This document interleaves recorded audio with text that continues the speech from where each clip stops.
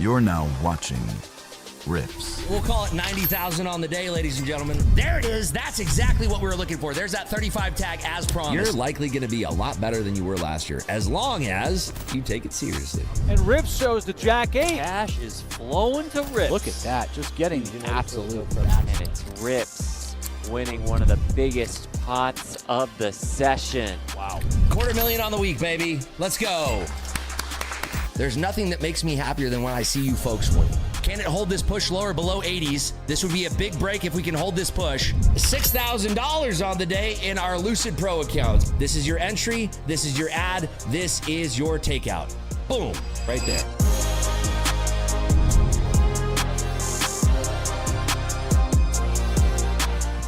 Good morning, everybody, and happy Thursday. If you're here with me in the YouTube, Discord, Kicker, X Chat, go ahead and say what's up. Let's see who's with us on this morning. We got Zona Matt Cyrus, Mike J. Prowse, July Peppers, Hockey Share, Rule One Investor, Yama Chris. Good morning to you, Kevin Punisher, Sweet TJ Trader, Paul Yoon, Ray Williams, Sancheet, Woodson, More Bay, Day Trader Rick, Elite Trader Dips, Silly Catos, Chad Corin. Good morning to you, Chart Hustle, Mark Lark, K Cosmos. What is cracking? How's everybody doing today? WL or mid? Market went way up from the London session. By the way, the RIPS key level indicator. Good news about this one. Hold on. Make sure this is fixed to the right side of the screen here. The good news for this is that version 2.7 is going to be coming out here, and it's going to be having a lot more options for you. So the regular trading hours, the 1 hour, the 4, I mean, this is just going to be great. So this will be released once we finalize the patch notes. Just waiting on that for my coder in charge, Mr. Cargo Cult himself, who's going to be finalizing those patch notes so we can get the updated version out to you folks.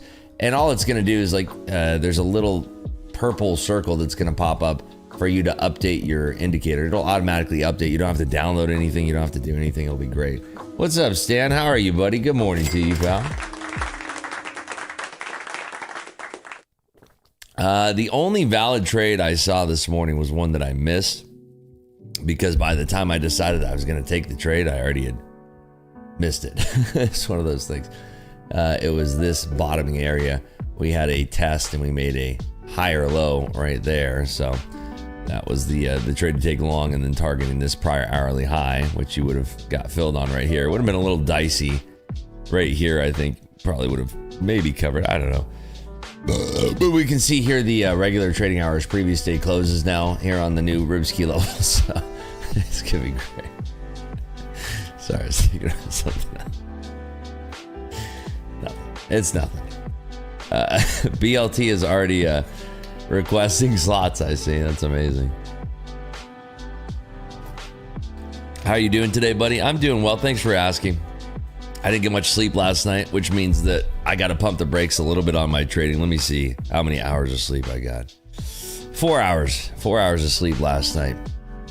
So I'm going to be probably pumping the brakes a little bit on trading. How many people joined me for the Globex stream yesterday? What's up, Jay Lush? How are you? Good to see you, buddy. I don't know why this stream never activates. Hold on one second. It's very strange how this doesn't keep on activating. Give me a second. And there we go. Should be good. There we go. We're in there, baby. Mrs. wouldn't leave you alone. No. What time did I wake up? Well, I woke up at 12:40. That's crazy. But yeah, Globex was a fun stream. It was a trade that finally went in our favor after sitting there for basically the whole session. I'm trying to get better at Globex trading. You have to understand, my Globex trading has always been very not the long extended session. It's very much Globex open and kind of bullying the tape with my cash account. So outside of that, I'm still trying to learn how to trade the props around Globex. So it's been a fun learning curve with everybody in there, and I hope that you folks are enjoying the stream as much as I am putting them on. They've been great. If we get too many YouTubers in Kick Chat, should we move to TikTok? Yeah, I was thinking we move to Lilu, or not Lilu. What is it called? There's another one. Yes, TikTok it is. What's up, Praval? How are you? Next time you should just hedge 2 separate props and watch the market. Yeah, well, you know, thankfully we made money in our funded account. Where's my trade C thing? There it is. Thankfully we made money in this. This was the trade that we took last night. We were short, covered, short again. We were short in the lows though. There we go. Yeah, we were short in these lows, and then we got popped out, and then we re-shorted up here, and we finally covered down there.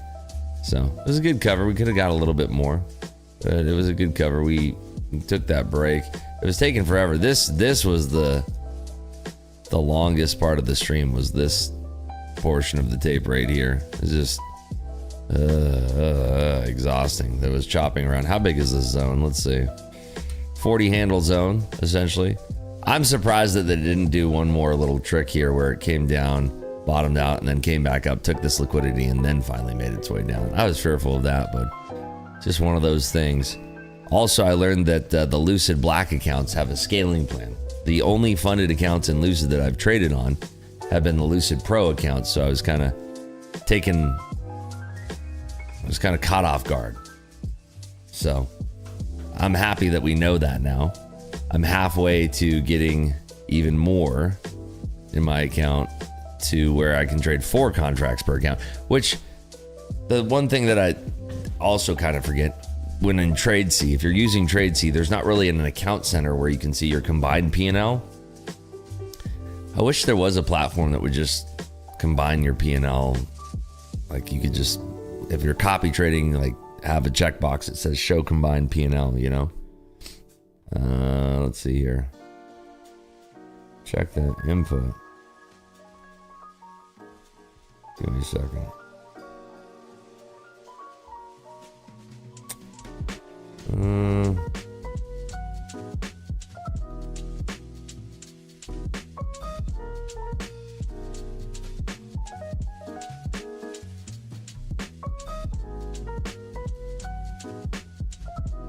Is that working? Is that better? Working? Okay. It's been, dude, they keep on releasing these updates to Discord, and it's just really terrible. Christopher says, just got a Lucid Black using code RIPS. Way to go. Also, I heard back from Take Profit Trader last night. They reset my account, restored my 2,000. Dude, I'm so jealous. Hey, more proof that they're like, everybody thinks you're an affiliate. You get extra special treatment.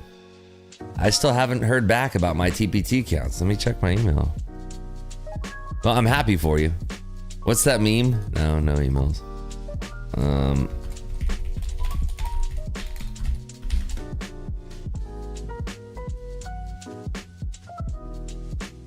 This is how I feel right now. I have 55,000 I'd like to have restored, but I'm really happy it worked out for you. No, truly I am. I'm very, very happy that it worked out for you. Thank you for being a good word for me. Yeah, I haven't heard back. So that was like 2 or 3 weeks ago, right? Are you talking about the same outage, or was your outage more recent? Maybe they just gave up on mine. They're like, yeah, 55,000 is too much. Nah. Rips, it's going to get worse. Unmatched when all accounts are switched to teen mode. No stage talk, no DMs, and loads of other restrictions. I don't know if that's true. I've saw the rumors on X, but we'll see. 3 weeks. So which outage was that, Christopher? I'm curious. Was that the most recent outage, or was that the one from 3 weeks ago when I lost my account too? I didn't even think about that now until you brought it up, but I'm gonna pretend that it's all okay. Rips, loved the Globex commentary last night when the price was dancing around your entry. Exactly what's in my A lot of fun, man. A lot of fun. Outrage last Friday. Rage Against the Machine, baby. Signed up for the Market Clubhouse, unable to access your Discord. I would just watch the free stuff, man. Let me refund that. Just watch the free stuff. There's no reason to bother with the Discord. I'm just telling you right now. Let me see what your name is. Kevin. There you are. Okay, you're all refunded, bud. Don't pay any money, man. Just watch the free streams. There's no reason to pay any kind of money. I think they forgot about you, but I won't forget about you. That's freaking hilarious. That's too funny. You had those wicks on NQ. Yeah, it was crazy. What's the story behind the paid class? Nothing. It's not. It's broken. It's not worth it. It's just free streams, man. Don't worry about it. Free streams all the way. MNQ expected moves for today: 25,729 high and 25,163 low. Mark them on your charts. What about the NQ? Global or digital? Digital is not. I think digital is free, isn't it? But you need global for futures. You need global to be able to see all the goods and futures here. They only do shit when Tradeovate owns up to it, which Lucid Tradeify will communicate on their Discords. What times are they fixing TBT? You have to jump through so many hoops. Yeah, I mean, I'm kind of over it at this point, and I know it's like, wait, what? It's 55 grand. It's just like, I don't know. If it's gonna happen, it's gonna happen. I'm not gonna sit here and whine and complain and blah blah blah. Yeah, I saw that, Julius. That's I know I saw that, but I feel like they have pretty good detection on that stuff. We'll see. We'll see again. Cross that bridge when it happens. But you have to get who's that? Omakase. Get global. A lot of people ask, do I need global plus? Certainly not to start with. No. I have global plus, but I make a habit of not using any of the bells and whistles from global plus on my stream. The last thing I want you to do is spending unnecessary money. For a lot of people, you're going to get a bookmap subscription for 1 month. You're going to try it and you're going to be like, this is dumb, right? I don't want to try to sell you something that you don't need. So I would recommend just using global, use it for a month, see if it's your speed. A lot of people hate bookmap, man. So just try it out for a month and see. What's up, Michael? How are you, buddy? We do have news coming at the bottom of the hour that will set us up potentially for a trade. I do have an alpha funded standard account. I got my Lucid accounts. I got Apex accounts. So we'll see how things go. I am curious of how things shake out.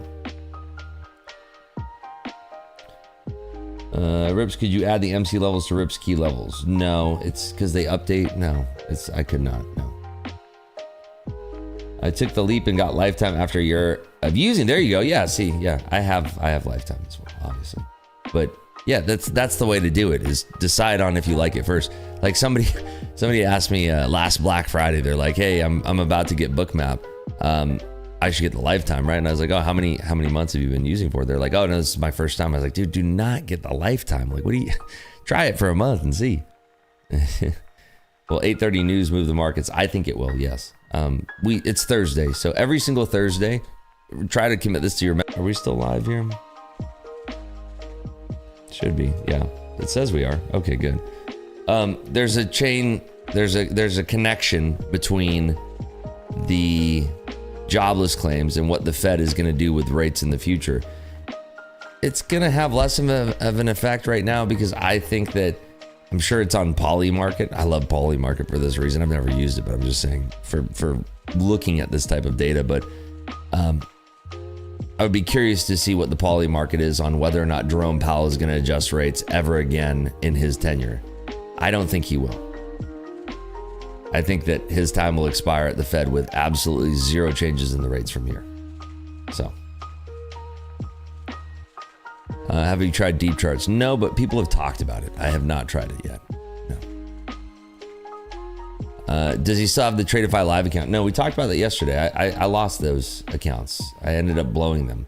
It was, and again, I don't want to make excuses, so I try to, avoid the excuse. But I was copy trading in Trade of 8, and I had 5 contracts selected. It sent 5 minis into one single account, and so it was instantly down $900. And I tried to trade my way out of that. One thing led to the next, and got smoked. So no, I do not have my Tradeify live accounts, unfortunately. The good news is that when I talked to the team at Tradeify, they said that they are happy to just turn that into one account for me instead of the 5 accounts. Like I'm not a copy trade kind of guy, I'm not a copy trade kind of guy. So I'm waiting for myself to get out of that, that period of whatever the live account. I think it's like another week, I think. After another week, I think I'm good to get back into it. So we'll see. Ripsy, I saw lime green SF90 at the gym yesterday. Hated the color. I'm curious what kind of lime green that was. I mean, I love green, especially in my P&L. Send me a picture, man. I don't copy trade too many issues like that. Yeah, dude, the live account, I just wish it was just one account with the same leverage. And they said that they can do that. I was like, man, I wish I would have known that before, because literally the whole reason, well, whatever. It is my fault, obviously. Ribs, how's the trading going on the Yeet 5K straight to funded account? Oh, it's great, man. I think we'll do another 3K bonus on today, Enoch. What's the importance of the 4-hour time frame levels on your indicator? The price tends to really respect those types of levels, the 1 hour, the 4 hour. So that's why we have them on there. Moral says, good morning, Rips. This is Dakota. My dad is making breakfast. Have a good day. I don't believe you. Oh, that Dakota. I thought you were talking about my trading buddy, Dakota. What's up, Dakota? How are you? What is he making you for breakfast? I thought you were talking about a different Dakota. I didn't know I was talking to the Dakota. Wow. What's happening? Sanders says, read reports a few weeks ago of people losing TPTs because of hedging due to copy trade failure have had lots of partial fills and sub a copy group. When I get moved to Pro Plus and TPT, I'm going to say, hey, just give me one account. I don't need the 5 account nonsense. Like, I just want one account. I don't know. It must be something that people who started on props really, really like. I've never understood, like, if you are in a live account where your orders are hitting the tape, why you'd ever want to have 5 accounts is totally beyond my understanding. And it's like, oh, well, I want to mitigate my risk or whatever. It's like, well, then trade smaller, like just trade smaller, like, oh, but I want to try different strategies, but trade smaller, I'm going to ask the very first thing when I get moved into TPT Pro Plus. It's the first thing I'm going to say is like, give me just one account, dude. I don't need, this is a freaking stupid thing. This copy trading thing is such a joke. The more I copy trade, the more I hate. Can anyone explain this? I got these 50K Lucid Black. I'm about 500, but my balance isn't mathing. That's your unrealized profit and loss. You might need to close the trade for your balance to reflect that, or just press F5 and refresh the page, Turtles. SFI could be Verde what is that? Germoglio. Very few lime green Ferrari colors. I mean, it's definitely an acquired taste. Ferraris tend to not look as good in those more exotic colors. Those are better in Lambos, if we're being honest. Fact, same here. I prefer one account, too much clutter. Dude, same, man. It must be a prop trading thing that people are into. I don't know. Arthetra, 3 months in kit. Thank you. Let's see here. Oh yeah, it must have been this one. That should be more metallic. SF90 still is the best looking. The SF90 and the 296 Speciale are the best looking Ferraris that you can buy right now. I said it. That Testarossa, somebody needs to take that thing behind the barn and just drop a hand grenade in it. I think it is a mental thing, seeing 300 versus 1500. Yeah, it is.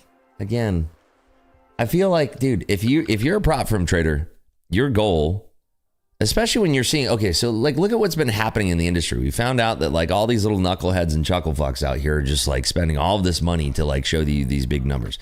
Sorry, but that's not real trading, guys.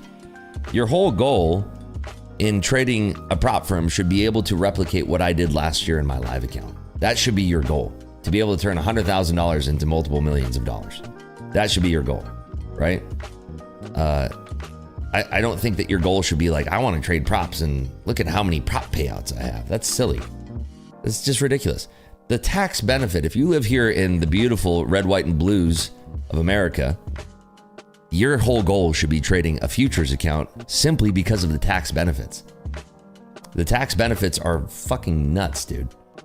It's actually insane. Like, you have to understand, I traded equities exclusively for a long part of my trading career. The difference in taxes when you do equities versus futures is astronomical. It's free money in the banana stand. It's insane.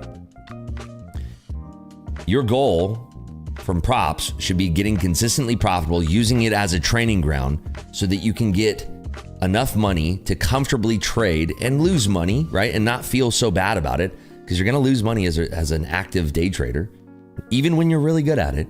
But your goal should be to put money into a brokerage account, enjoy the tax benefits if you're here in America, and trade that thing and not play the prop game. I see so many people online that are like, oh, ROI prop and all this shit, dude. The goal should be using the props as a training ground. For real. Yeah, the effective tax rate that I'm going to be paying for last year is about 29%, right? Effectively, about 29%. Pretty damn good. Certainly not this short-term capital gains bullshit 100% of the time that you pay in day trading equities. It's crazy. Tried copy trading once, was a complete headache and more issues my brain can't take while trading. Never again. It's horrible, man. I really wish there was a button on a lot of these platforms where we could just click consolidate. It joins all of your accounts into one master account, and like we don't have, like none of these platforms, like let's face it, right? Trade08 was not created to copy trade accounts because it's not a real thing. It's a prop firm thing. There's not a single real money trader out there who's like an actual real money trader who's like, I need accounts so I can copy them. That's ridiculous. Bruce, what do you think about the 4-hour chart on NQ? Golden short looks at 25,497. Sure, let's look at it. Oh God, I do it every time. Stop with the intro. Good Lord, every freaking time. Yeah, I mean, we talked about this yesterday. We're kind of in this topping zone, right? It's really going to depend on what we see in the next 5 minutes. I think that's going to give us at least a little preview. We really want to watch Nvidia today. Is it going to be sell or is it going to be buy in Nvidia? That's going to give us a lot of indication of where the market's going to go. So I think more than anything, patience is key. Rushing into a short right now doesn't seem very advantageous in my style of trading. So I think waiting is just perfectly fine. Waiting is perfectly fine. Ribs, what do you think about this one guy named Trades by Psy? Dude, if you can't figure out that guy is a fraud, I think that you have a very long future ahead of you of getting fooled by the most basic things. If you believe that Trades by Psy is actually trading real money that they can withdraw, you might also believe that the Easter Bunny is real. Wrestling has never been faked. I don't know what else. I mean, your IQ is suboptimal. Let's be honest. There's no reason that anybody trading that size would ever trade on an unregulated broker who lives in America. We just talked about tax benefits, right? There's no reason. And you say, wow, well, that guy doesn't sell anything. That guy doesn't sell anything. Oh, they do. They put you on a unregulated broker, the one that he advertises, and they B-book you, which means that they take your deposit and they never book a single one of your trades. If you're following somebody that, if you believe that person's real, your IQ is very much lower than room temperature. So there's no chance in a snowball's chance in hell that you could ever trade. So they take your money, they take your deposit, and then they just pocket it. They don't book a single one of your trades. They wait for you to lose all of your trades and blow your account, and then it's gone. So that's how that whole scam works. It's a joke. It's a complete joke. Ugh. Easter Bunny isn't real. Don't tell me that. Real in my mind, man.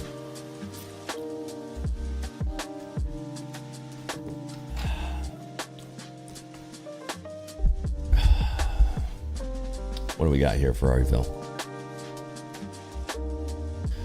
Yeah, I don't think it would be very hard for me to spend money on a Ferrari that looked like that. I don't know. Maybe I'm wrong, but you guys tell me. What do you think of this color? Not really my favorite color. Yeah. I like my color. I think my color is special. It's not red. It's not orange. It's special. Do you ever trade options? I still do to this day. I used to day trade options. I have tons of screen recordings of me day trading options, and I miss it, but then I'm like, wow, this is different style of trading. It's different. I used to trade, Wolverine used to book my orders. Let me see UCAR.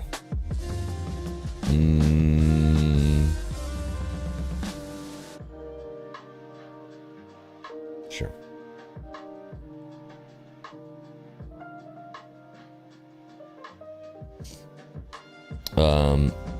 We'll see it after the news here.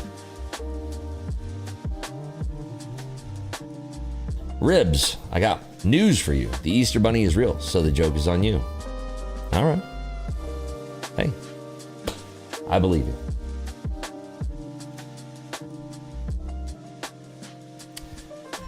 All right, 20 seconds. I'm probably not going to touch this if I'm being honest.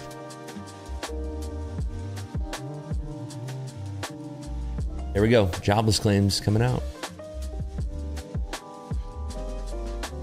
Nvidia's teetering in between the EMA and the VWAP. Order book is being cleared out here. Any day now, folks. 212,000 versus 216,000. Nothing burger there. Continuing claims at 1.83 million. Slight miss there.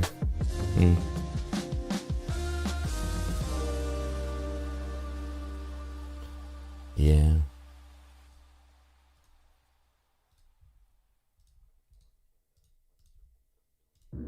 We are pushing up on that.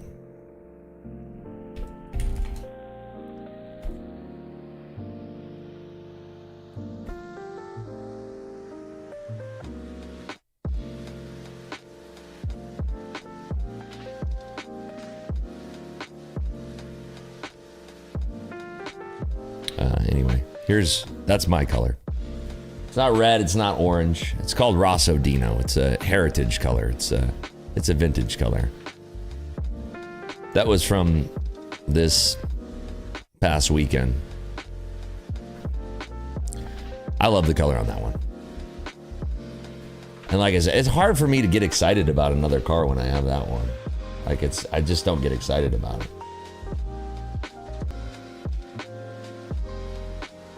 Who details your car?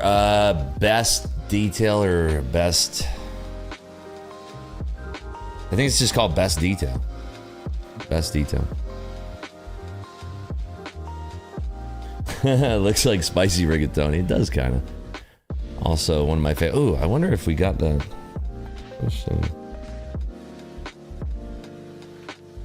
Not yet. Trying to go to Riviera this weekend. Carbone. My wife and I's favorite restaurant right now. We are pushing up here. That's why I said, this person was talking about shorting. I think you're better off just waiting until we have a clear rejection. We're gunning towards 400 right now. We're above 69, 65 in the S&Ps. Levels to watch here to the upside. We're holding above 68 quarters in the NASDAQ. A sweep of 460 would be interesting. In the S&Ps, we need to see this above 70s. Oh yeah, let's gamble some points. Let's do it. Sorry it took so long. The veal is the best in carbo. I love the veal. The veal parmesan is very good. Spicy rig, the lobster ravioli, and the ragu tortellini are the triple threat for the pastas. Those are all very, very good. Okay, let's do this. Let's do 906, and let's do it like this. We're gonna use one of the MC levels. Actually, yeah, why not? 10 minutes for this prediction. I know it's gonna seem weird way up here, but hey. I'm trying to give you guys a freebie. Rosso Dino's 6, still one of my favorites, non-metallic. You could always put like a metallic wrap on it if you want it to shine, right? That's the thing too. You throw a, what is it, PPD, or what do they call it? The paint protection film? PPF, there you go, PPF. You could put a shiny PPF coating on that. It'd be nice. Have you checked out Taru? Let me see what Taru is. No, but is that a restaurant? Taru. No, I've never been to Taru. But you know what we want to go to is Gymkhana, the new Indian restaurant. I've heard really good things about it. All right, we are looking for a double top breakout here. You can see this is the prior top. We're looking for a double top breakout. I'm completely flat. I'm gonna go get some more water. I'll be right back. Don't go anywhere, folks. We're just getting started here.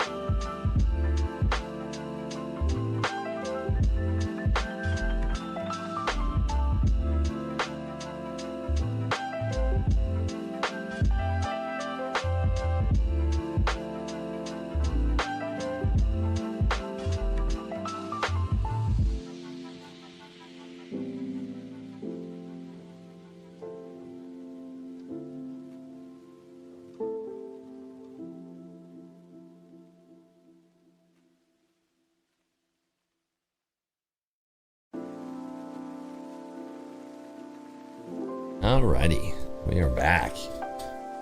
Not much movement. Kind of rejecting right around 400s here. Oh wow, look at that. Rosso Dino. Is that a LaFerrari? Wow, this is gorgeous. I don't know if that's Rosso Dino. That looks way too orange to be Rosso Dino. I guess it could be the type of camera, but yeah.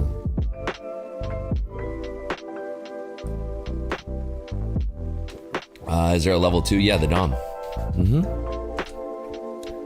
There is a DOM setting. It's called Trading DOM. You select the Trading DOM. It has full depth, actually, or I'm just special, probably because I have like the crazy version of wealth charts. But yeah. Here it is, right there.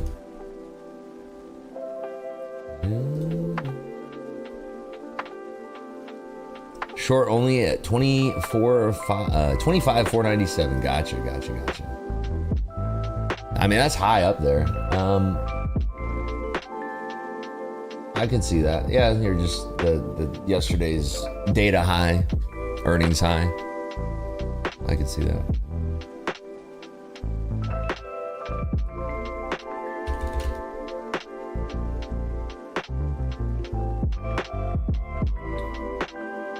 Here-Up's curious on how you settle the momentum strategy you're using now versus the other 50 million.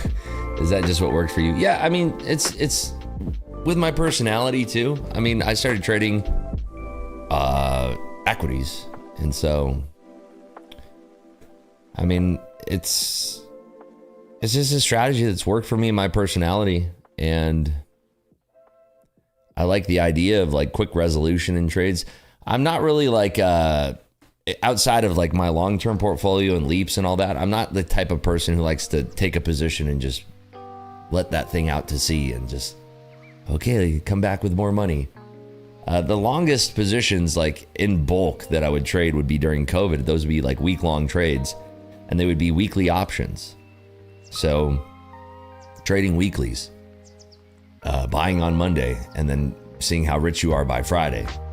And it wasn't really like, I mean, I guess it's trading, but it's like during COVID, it was kind of just free money, you know? So,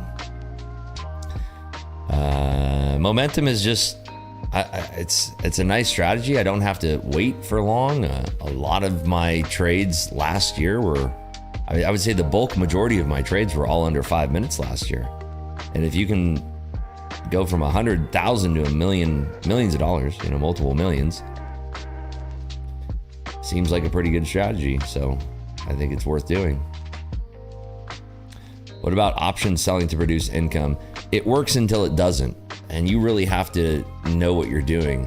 I believe that there was, in the last 6 months, an option seller, somebody who sold an options course on option selling, who smoked his entire community and then completely bankrupted himself if he was trading actual money, I think. Like lost a ton of money. Like a lot of money. Selling options works until it doesn't, because there can be a way that you do it that has an infinite loss potential. So I've never been a fan of that. I'm not really a big fan of like really slow strategies that can have infinite risk, right? So like when I traded small caps, I would short small caps, but it wasn't like the thing that I would look forward to. In fact, I talked a lot of smack about people who were in the small cap space who were primarily short sellers in the small cap space because I didn't think they were some of the laziest traders on planet Earth, right?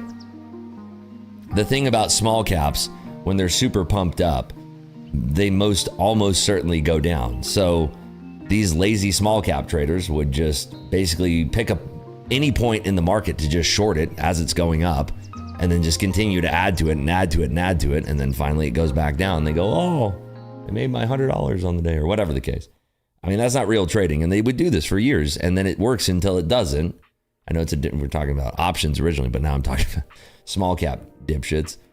But, you know, they would do that. And then you have one day where they don't have any trading skill whatsoever. They'd short it and short it and short it. And then it becomes a multi-day runner, and all of a sudden their accounts get blown.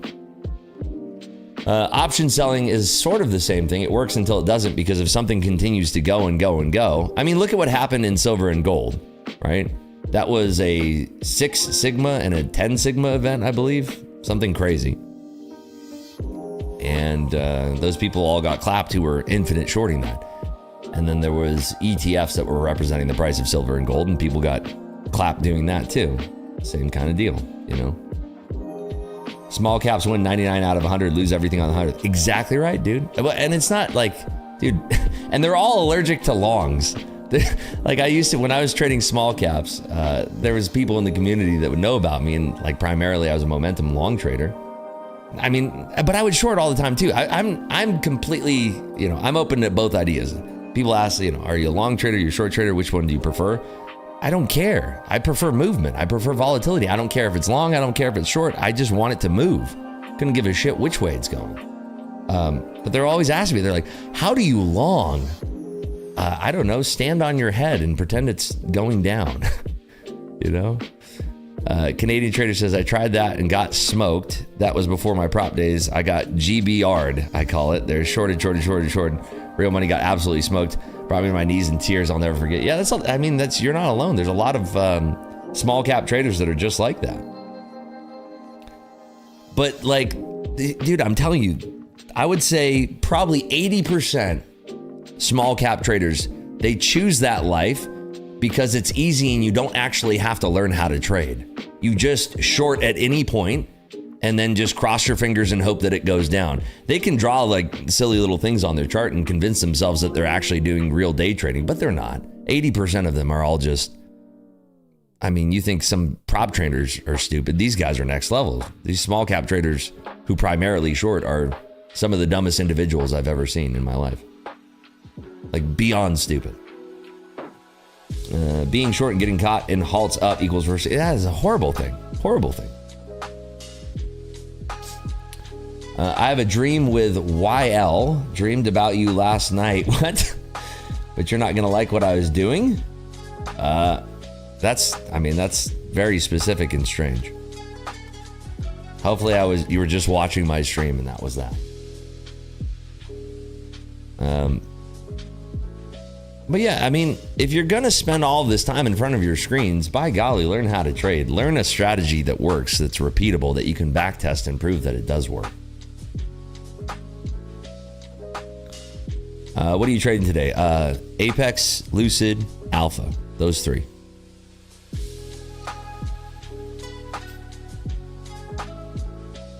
That's what I'm going to be trading. Anyone else catch the 6 a.m. hold to 90?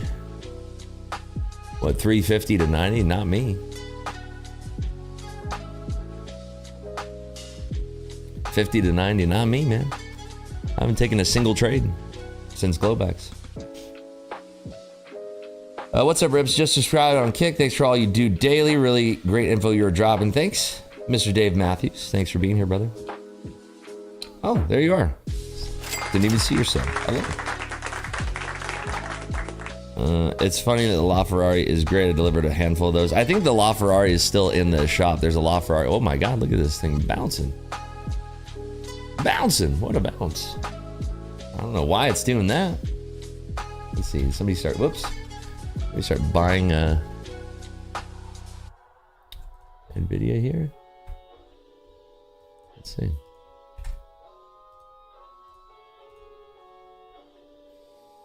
Google's catching a bid. Wonder what's going on in Google world here. Yeah, it looks like that movement in the NASDAQ is coming from somebody who's buying Google right now. So, what's up, Dane Trader? How are you? Edio says, just got smoked on that short. My TP was 81 too, and it wasn't paying. Oh, I'm sorry, man. Damn, so close too. Yeah, I mean, market can be so unpredictable at times. That news that came out at the bottom of the hour wasn't really anything worth a trade for me, so. What's up, C100? How are you, buddy? Heading for the Globex. Where's Jeff? Jeff, we're going for the Globex gap, baby.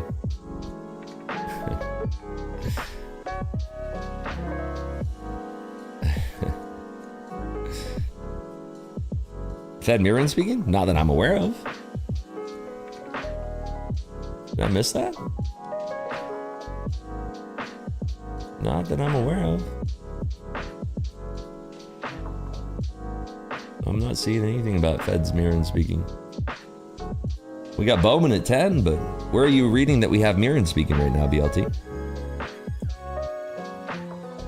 Oh, wow. I don't have Mirren on my calendar. I only have Bowman at 10.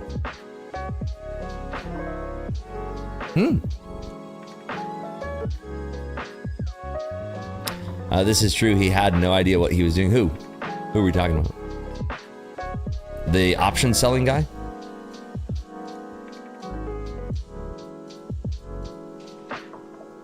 It was odd seeing elevator up and stair step down during yesterday's midday session. I wasn't really paying attention after the open, to be honest. Christopher says, speaking of Ferrari, we took our family to Maranello, nice, last summer, and we ate at Mama Rosselli's restaurant. She invited downstairs into the kitchen, memory of life. That's so cool, man. Right on. When was that? Last summer. You going again this summer?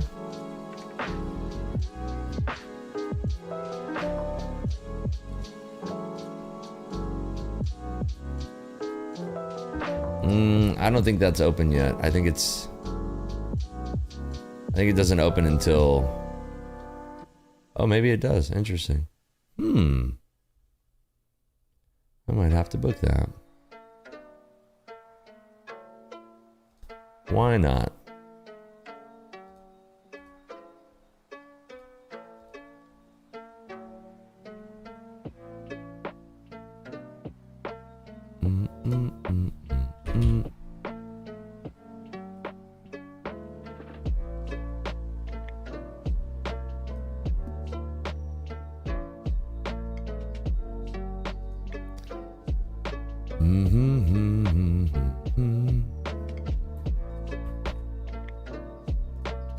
Yeah, we are dancing around these 400s right now. 69.70 is still that interesting level to watch.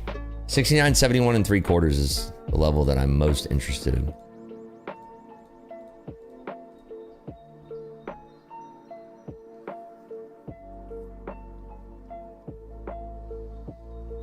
You know what's funny is that I want the summer too, but it looks like it might get a little cold next week now. Today's gonna be a nice day, but yeah, dude, what in the world? It's starting off next week, the beginning of March, with very cold highs. 63, 65, not liking that. Not a big fan. Oh well, what are you gonna do though? What are you gonna do?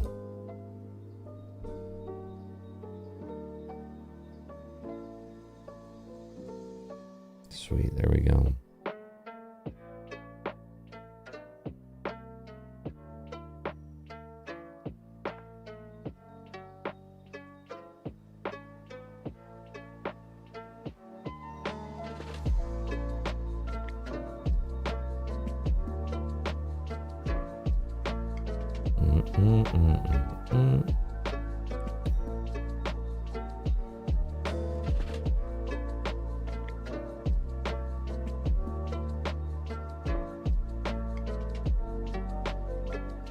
Great. Do you gauge your entry on the NQ to where ES levels? Yeah, I do both. It's very important for both. This is why I'm not in a trade right now. We're kind of in no man's land right here.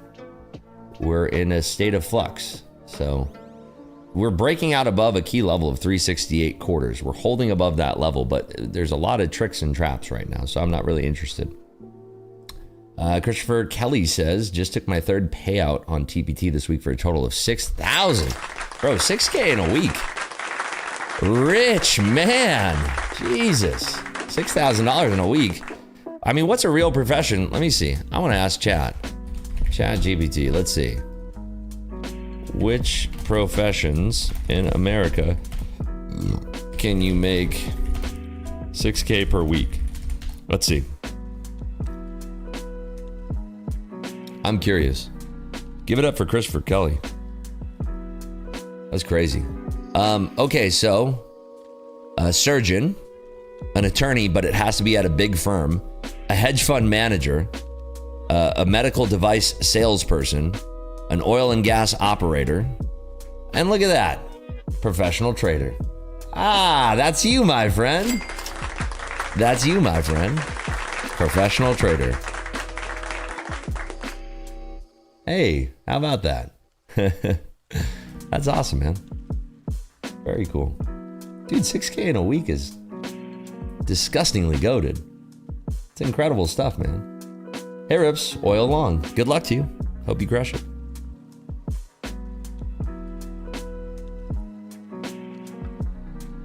How many hours per day are you trading, Christopher? I'm curious. What's your strategy? How many hours a day are you trading? What size are you trading? How many accounts are you trading?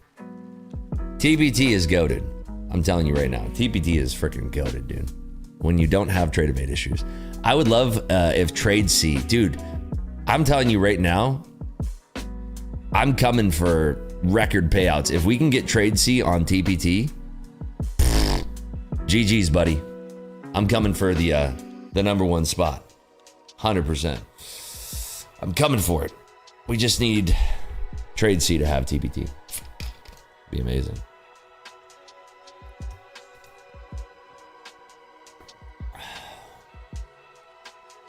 They made a white Enzo for the Pope? Is that for real? Diamond Hand says, open 2 Lucids on Sunday, 4 $100 payouts today, trading 8 a.m. to 10:30, risking 500 trade using 5 micros. That's beautiful, man. I love your strategy. That's a great strategy. Is the copy trading in TradeC exact? Yes. So far, yes, Jaylush. So far it is. 100%.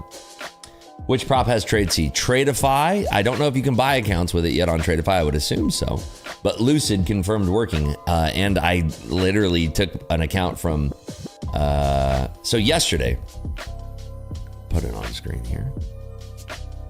Yesterday, we traded, these are my TradeC accounts in Lucid, 50% off, code RIPS, yay. I traded these accounts yesterday. We caught like a little bit of this. I wish it would show multiple days, but well, I guess it wouldn't because these are different accounts. But okay, so I bought Lucid Black accounts. Today's Thursday, so that's Wednesday. I bought them on Monday or Tuesday. I think Tuesday. I bought my Lucid accounts on Tuesday. Code RIPS 50% off. Awesome. Got the Lucid Black accounts. I put them on TradeC.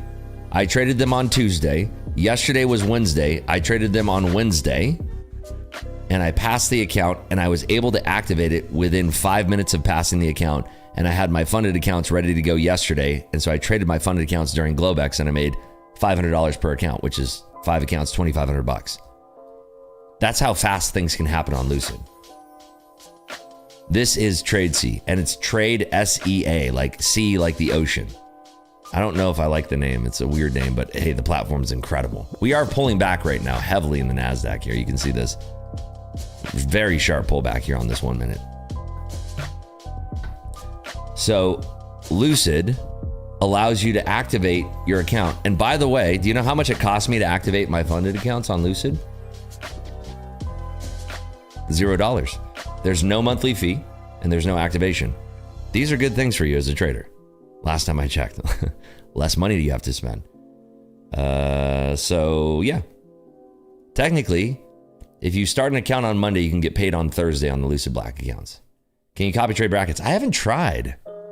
That's a good question. I have not even tried. Well, the slidey brackets, yeah, the slidey brackets work great. Yes, you copy trade slidey brackets perfectly fine. Perfectly fine. Diamond Hand says, once upon a time, 30 plus, I start manually dragging stops into profit while simultaneously adding the winner. Been following you for about 3 years now, bro. So that's what we've been kind of showcasing on TradeC.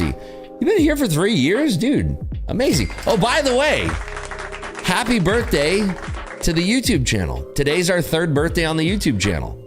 Isn't that cool? Today's the exact 3rd birthday. I feel like we should do some giveaways. Y'all want to do some giveaways? I'm going to do some giveaways. I'm going to do a dual giveaway on YouTube and Kick. That sound good? Hey, let's do it. Rips just bought 5 counts on Lucid. Way to go. There you go. Today's your 40th birthday. Yeah, can you believe it? Today's the 3rd birthday. I'd like to think that we're growing the fastest out of any trading YouTube channel out there. We have 53,779 subs on Market Clubhouse. Rips at Market Clubhouse. And today is literally our 3rd birthday. We started this channel February 26, 2023. I was a boy with a dream. Next stop, 75,000 subs. Let's go for it. I mean, it's not that far away. It's 21,221 subs away. Yesterday, you turned 55. Happy birthday to you, David. Happy birthday to somebody turned 40 today. Somebody turned 55 yesterday. We got the Market Clubhouse turning 3 years old today. Amazing. Swag Show Kyle says, I missed you. Hold on. Lucid fixed my account from Friday. Big shout out to them. Way to go. Let's go. Does anyone in here use TickBlaze / Prop Shop Trader? Jim, I've never heard of either of those things. No. Maybe somebody has. Starting a segment at Globex Open was a power move for raking in subs. I just, I feel like it's a good spot to fill. There's nobody during that time and it's valuable. And we get to meet other parts of the community because a lot of people like Australians aren't able to watch at this time. People in that part of the world. So we're just appealing to a broader audience. And I think it's helping. I mean, we can see the numbers reflecting that. The non-viewed botted numbers. Non-view botted numbers. Love your channel name, Market Clubhouse. It's cool. Thank you. The way I came up with it was I wanted to create a place where anybody could come and hang out and there's no expectations of anything. You can talk about the markets, right? You know what they call the place where people convene at a golf course? They call that the clubhouse, right? So I thought, hey, let's have the Market Clubhouse. There's no expectations of performance. There's no expectations of anything. Come talk, be part of a community. There you go. Watching from Australia right now. Have you checked out the Globex streams? They're more your speed. They kick off at 6 p.m. Eastern, Sunday through Thursday. Steve Trade says, I'm turning 42 on Sunday. Next month will be 1 year of trading. Congratulations. You started trading on your 41st birthday or a day after your 41st birthday? How did that all work out? You turned 41, you're like, yeah, I'm going to start trading now. That's wild. Yeah, Dwayne, Aussie as well. G'day. I would say watch on the Globex streams at 6 p.m. Eastern. They're a real treat. They're a real treat. We got a lot of Aussies, surprisingly. Love you guys. Oi, oi, oi. Globex is a much better time here in Australia. Yeah, we have dude, surprisingly, not surprisingly, but we have a lot of Australian traders that tune in for this program. And I think that it's just nice that you guys have two options now to tune in and you can do both. You go live on Kick at Globex or 1 hour after. 6 p.m. Eastern, Monsoon. 6 p.m. Eastern, Sunday through Thursday. Today is going to be the last Globex stream of the week because, as you know, there's no Friday Globex, right? There's no Friday Globex. What's up, Anna? How are you? It's your SW impersonation that got the Aussies. It's terrible. So still no trades for the New York pre-market. Kind of waiting right now. We have a gamble points, channel points to pay out here. We're nowhere close to that level. Oh, actually could be if we get a little flushercito here in the next 5 minutes. Let's see how many people bet the unders. 34%. Let's see. That would be a great big upset if we actually got that. I'm gonna go back to Bookmap so we can watch the order flow. Salah says, sup Rebs, I'm from Melbourne. Is Melbourne considered like one of the choice areas to live? I feel like it is, right? Melbourne. Y'all say it, Melbourne. I'm from Melbourne. No, it's not. Not at all. Really? Where do you live, Crockers? I thought Melbourne was like the shit. Oh, oh wait, Gold Coast, right? The Gold Coast. Gold Coast is like the goated area. Isn't that like they have Billionaires Row in Gold Coast? Isn't that where all the Richies live? Sunny Coast. Gotcha. Melbourne is good for coffee and food. Interesting. You know what's funny is I've never been to Australia. I need to get out there and go because I complain about the cold. What's the best month to travel to Australia? September, October? Like if I'm trying to go to the Gold Coast and just ball uncontrollably, what would be the best month for me to go? And I'm talking like off the leash, balling out of control. Australia in November? November? That'd be the best time to go? Yeah, it's opposite season. So Australia has like January, February, summer. I thought November was summertime. Like the best summertime, November. Stay a couple months. Dude, could you imagine? Take my whole family. Me, my wife, my cats. Knucklebone says, good morning, Rips. You the GOAT. You've helped my mental and discipline gain tremendously the past couple of days. I didn't take a trade and sat on my hands yesterday because I didn't see my setup. First time I've been disciplined. Dude, that's a huge step. Give it up for Knucklebone. That's huge, man. There's a lot to be said about not trading. It does help out tremendously. Steve Trade says, midlife crisis, sold a few businesses, seeing your YouTube in my feed, said, fuck it. Retired from the grind and started trading with you daily. Started on YouTube, followed to kick around 50K in payouts last year. Looking to grow that this year. You are going to. Steve, I love hearing you guys' stories. It makes me feel so good. Like, it's a great way to start the mornings, hearing these stories that you guys are saying. It's just so cool, man.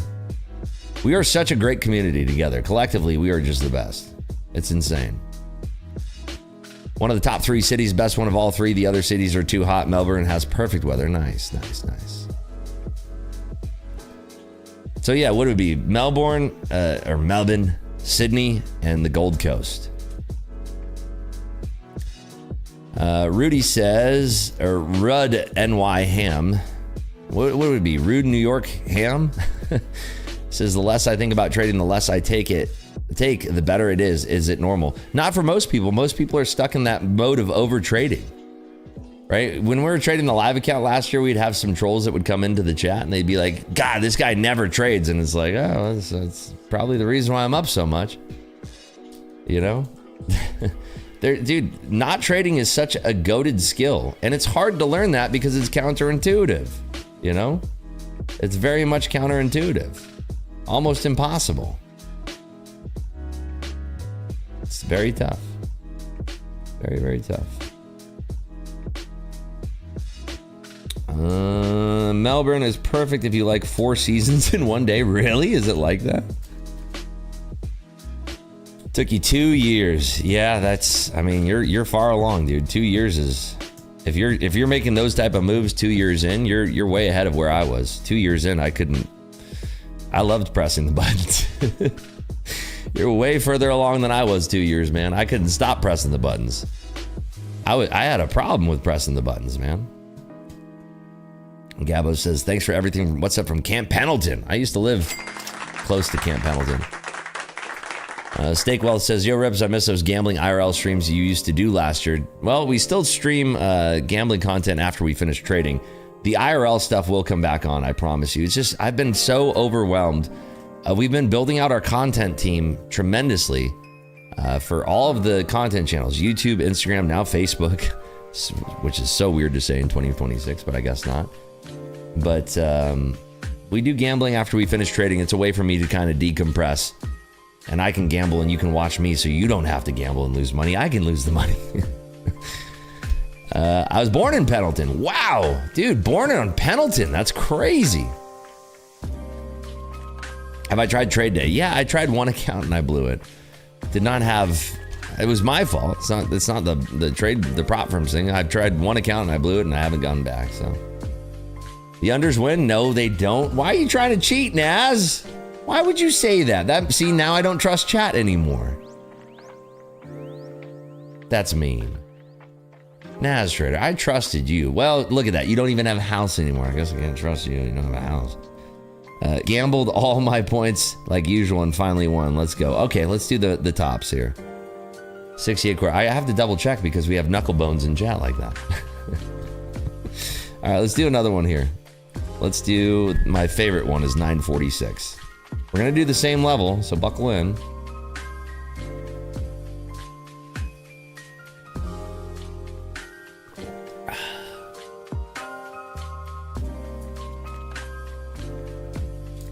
No, you're fine. I know you meant well. I just have trust issues sometimes with chat. Canadian Trader says 12 years here off and through on, all right, hold on. 12 years here off and on through alcoholism. 3 years sober now. First 5 years, I wasted my time. Too drunk, effed up, and useless. Since then, been a way better life. Glory to God. Amen, brother. I can say it hands down. Sober living, in my experience, is so much better I had a lot of fun in my early 20s, but I am so much happier not drinking. No drugs, no alcohol, no nothing. No nicotine. My only drug that I have is caffeine. That's it. I love caffeine. Wakes me up. It's nice. But yeah, I like, dude, it's crazy. You know, I love going out with my friends who still drink like animals. And they always ask me, like, dude, don't you miss drinking? Even this weekend when I was out with the team from Yeet and all of the streamers from Yeet, they're all asking, they're like, dude, don't you miss it? I was like, no, not at all. I went so hard in my early 20s. I don't miss it at all. It was a moment in time that I really, really enjoyed, and I enjoyed the hell out of it, but I like it so much more without it. I always thought too, you know, whenever I was going to give up drinking, I figured that I was going to give up drinking eventually. I always thought about it. I was like, man, it's going to be hard. I will confess that the first couple weeks were weird, but it was never difficult. Because I think when we make those decisions in our own life that we want to make that choice to make a change, right? Whether it's stopping drinking, alcohol, getting out of a toxic relationship, maybe quitting a drug, maybe cutting down on caffeine, maybe starting to work out. When you truly want to make that change in your life, I think that that's the easiest way to go about it, is when you truly want to make the change, right?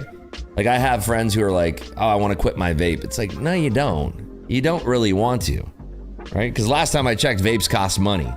It's an opt-in thing. You have to actually spend the effort and time and money to make it happen. You don't really want to stop vaping. You think you do, but you don't really want to. When you do want to, you will, right? You will. And I have no problem with people. You want to vape, you want to drink, you want to do all sorts of crazy drugs. By all means, get loose, baby. But if you want to stop, you're really going to stop? Yeah, sure. If you want to, yeah. Sid says, stop smoking recently, was hell for 10 days and felt so much better. That's your body adjusting too. A lot of people don't understand. We have physical withdrawals from most of these things because your brain forges these insane pathways. And they're hard to break. They're hard to break. But, you know, you stick with it. Brian Johnson, 8 years sober. There you go. Coach Steve says, quit weed on day 4 now. Or on day N4. Or N4. I'm guessing that's 4.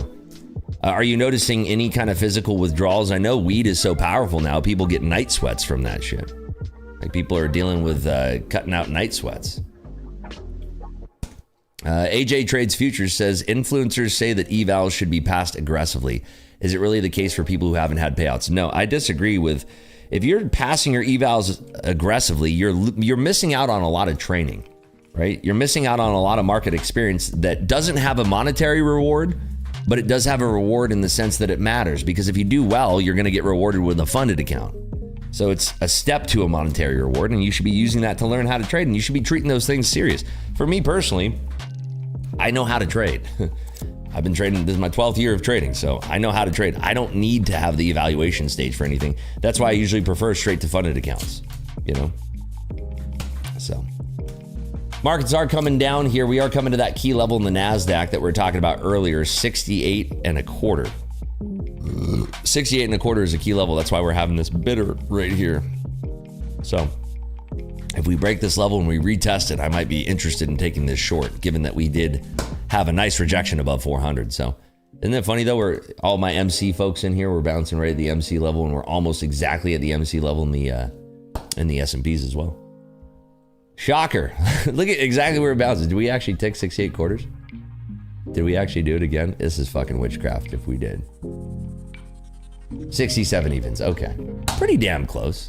What is that? 5 ticks? 5 ticks. My wife had a glass of wine last night and she don't drink. Must have had a bad day.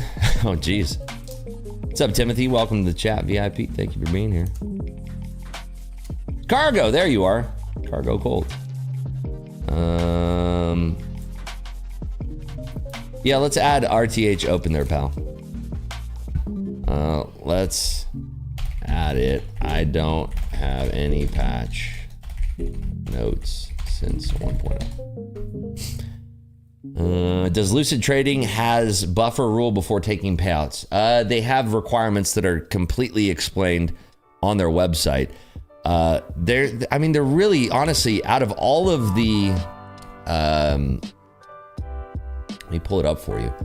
Out of all of the prop firms out there, I think that Lucid has some of the best I think it has one of the best websites. Let me show you why.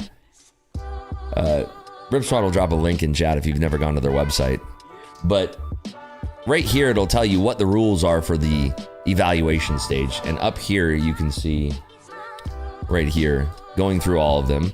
It'll tell you all the rules. And then so like I'm on the Lucid Black accounts, and the funded rules I can see right here, right? There's a scaling plan. I missed this. So I can trade up to 3 minis. It updates at the end of the trading day.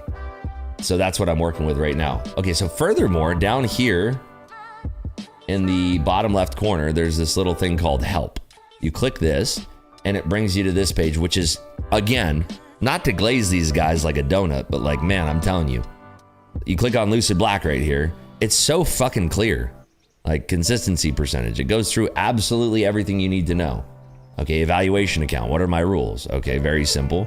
The drawdown. Okay, explain that to me. Very simple. The scaling plan. Okay, very simple. Payout objectives. Okay, these are the payout objectives. If you just go through the site and you read these things, you're going to be so well versed in it. You're going to consider yourself an expert on how to trade Lucid accounts.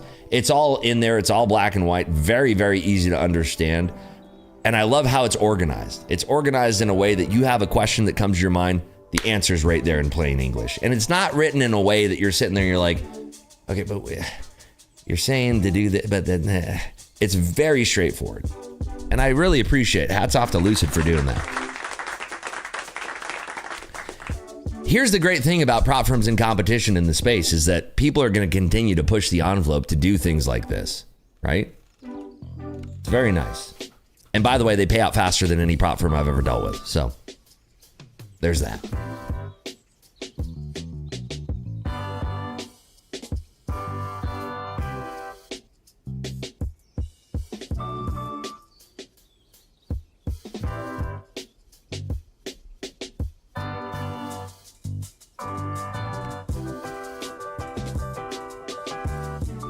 Can you copy trade them? Yes. You can copy trade 5 accounts.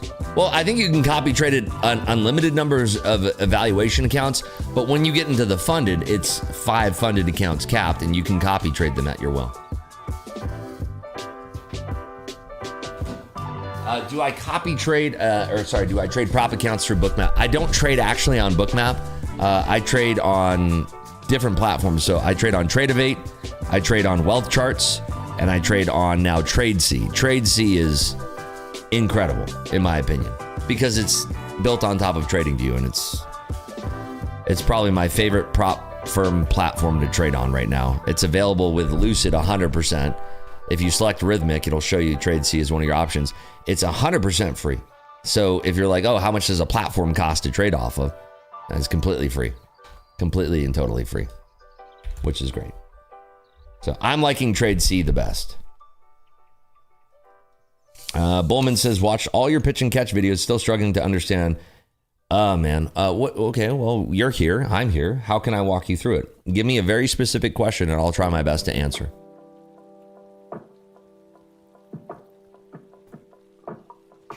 Hi, Rips. How do you mark your lines at top and bottom? Are they 1 hour marks?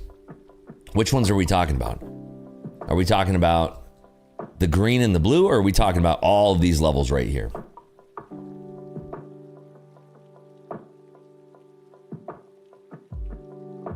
Lido says, missed that. Almost had a drawdown on 2 accounts from a copy trade malfunction. Yeah. This is why I'm like so anti-copy trading when it comes to like a funded account. Hopefully some prop firm will hear my idea, and hopefully like, because look, when you're in funded, right? When you get funded with Lucid, I activated my accounts. There should be a button where I can click a consolidate button, because wouldn't it be cool if my balance was 500K instead of 100K? And wouldn't it be cool if it said my realized profit and loss was 2,500 and not 500, you know? I guess it'd be a bear for them to rewrite all of the rules and everything. Yeah, I get it, actually, now.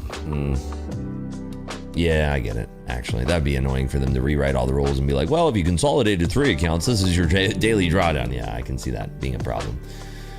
Hey, Rips, how are the fills in Rhythmic? Accurate as CQG Tradeovate. I've heard many stories about Rhythmic lag. So I don't trade real money on Rhythmic. I think I have in the past, but I didn't make a habit of it. Maybe back when I traded Ninja Trader years and years and years ago. But I trade on CQG when it comes to real money. You know, my trading Tradeify accounts might have been on Rhythmic. I'm not sure. They're Tradeivate is CQG. So I can't really give much feedback on that. But I'm not. If it was up to me, I would choose CQG every single time for a live market situation. Yeah. The only difference between Lucid Black and Flex is consistency rule. Also, the number of days to pay out. The number of days to pay out. Rip's not a trading question, but do you have any tips on how to not worry about everything in life?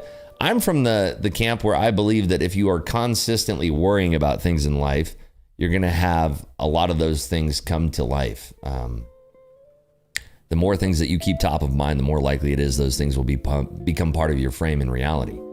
So I like to, first of all, I like to address things head on. I'm not the type of person, my inbox for Gmail is 0 unread.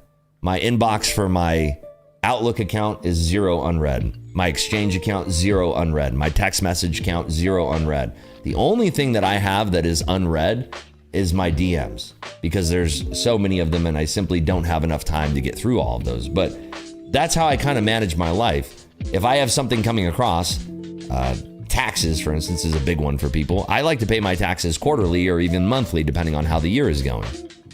And the reason why is because I don't want to be hit with a tax bill or some kind of issue, right?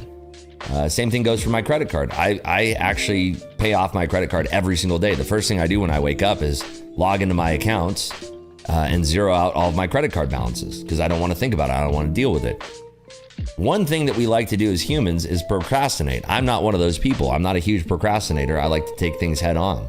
Procrastinating makes things a lot harder in the long run because you're always going to be worrying about those things and stressing about those things. I like to live my life as stress-free as possible because stress is annoying. So if you're asking me, how do you not worry about everything in life? Create a plan that has structure and discipline where you are attacking your problems head on so that they don't pile up and that you don't have the issues. Your life will be a lot more stress-free if you are living your life in a way that's structured with discipline. For to set the mind on the flesh is death, but to set the mind on the spirit is life and peace. Agree with you 100%. Is my indicator on Trade C? It is not, unfortunately. Atomic Habits by James Clear. You know what's funny is that I did buy that book, but I still haven't cracked it open. I think my wife has read it. I think my wife has read it. I have not, though. This is still coming down, by the way. We still have not entertained 61 evens in the S&Ps, so I'm still in a holding pattern here. We are holding right at the MC level right now, 68 quarters, so nothing for me as far as a trade yet. A-Trade Sky says, trading brought structure in my life. There's something to be said about that, actually. You know, for a lot of people, trading will reflect a lot of good habits in your life. Trading will also hold up a mirror to you and explain to you in great detail all of the things that you have wrong with your life, right? If you are an impatient person, you will probably be an impatient trader, right?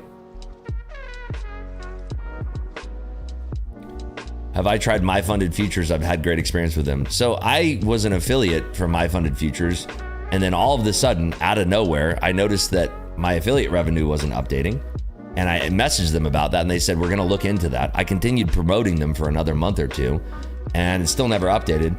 And then they said, yeah, you're removed from the program. I said, why? And they said, well, what's the guy's name? Luke. Contact Luke. And I emailed this Luke person, and they still 6 to 9 months later have not responded. So me personally, if a company represents themselves that way with an affiliate, I'm not interested in trading on them, period. So that's been my experience with them. If they're willing to do that to somebody who's, you know, one of the top 5 streamers in the space, I just don't think that that's a company that I'm okay with putting my name around or even recommending them. So that was my experience with them. Still to this day, have no idea. No idea. No clue. This Luke person is apparently just like Santa Claus and the Easter Bunny. Non-existent. But, you know, that's why we have this stream. I will always keep it real with you about any of these companies, any of these firms. You folks all know that my TPT accounts have not been restored. $55,000 in TPT has not been restored. But it's not their fault. It's Tradeavate's fault. I will never shy away from keeping it real with you guys. That's why we do these payouts live on stream, because we want to catch these fuckers with their pants down if they're trying to fuck people. You know what I mean? Rips, on the Lucid Black account, there is no eval. We passed the evaluation account in 2 days. That was the fastest that we could do it. And if you want to watch the trades that got me to pass those, just watch yesterday's stream. We showed every single trade live on stream and went through every single setup and how I was looking at the market. Rips, can you explain what you mean when you say you don't like seeing them feathering at a certain price? Give me more context, because feathering can mean feathering into the market or feathering out of the market. So let's just say that we're dropping down and I'm short. If I start to see bids coming in here, they're feathering the bid and they're trying to front run a key area of price. We can also see them feathering out, which is good for us if we're short. Top 5, sorry, top 1. I meant to say top 1. Top number 1 streamer in the entire world. Sorry, Eduardo, my fault. Mox says, I'm 19, just got my first payout a couple weeks ago. Let's go. But seeing all this young people so successful, I still feel way behind. Got any recommendations on how to stay consistent through the rough losing streaks? So we've been talking about a lot of things today. Mock ZQ. We've been talking about a lot of things today. One of the things that we've been talking about, Mock, is the Easter Bunny, Santa Claus, and wrestling. So when you say to me that I'm seeing all of these young people so successful, my friend, what you're looking at is 7 of the same influencers that are all sharing the same Lamborghini and posting it on their social media. They're completely and totally full of shit. I'll tell you that nobody at your age has truly figured out trading unless there's some type of freak of nature. It just doesn't exist. So what you're seeing is purported success by these youngsters, and it's simply not true. So, and this is why I'm so against all of these people on social media and such. It's a joke. It's an absolute joke. And you can see what happened with another one of these Zoomer ICT influencers. It came out the truth because they had a conversation with a higher power, and they felt guilty probably charging people $4,000 for a mentorship, and it came out that they're not profitable. And then they got so much pushback, they came out, they made another video. Just kidding. It was a prank, bro. It's not a prank. That's not a prank. It's called fraud.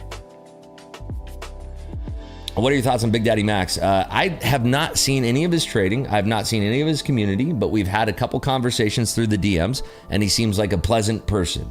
So, you know me, I can only speak on my interactions with people, right?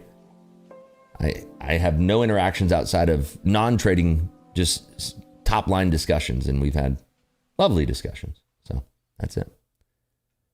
BDM speaks highly of it. I mean, like I said, he seems like a very kind person. So I have no idea about their trading, their community, or anything. I can only speak on what I know.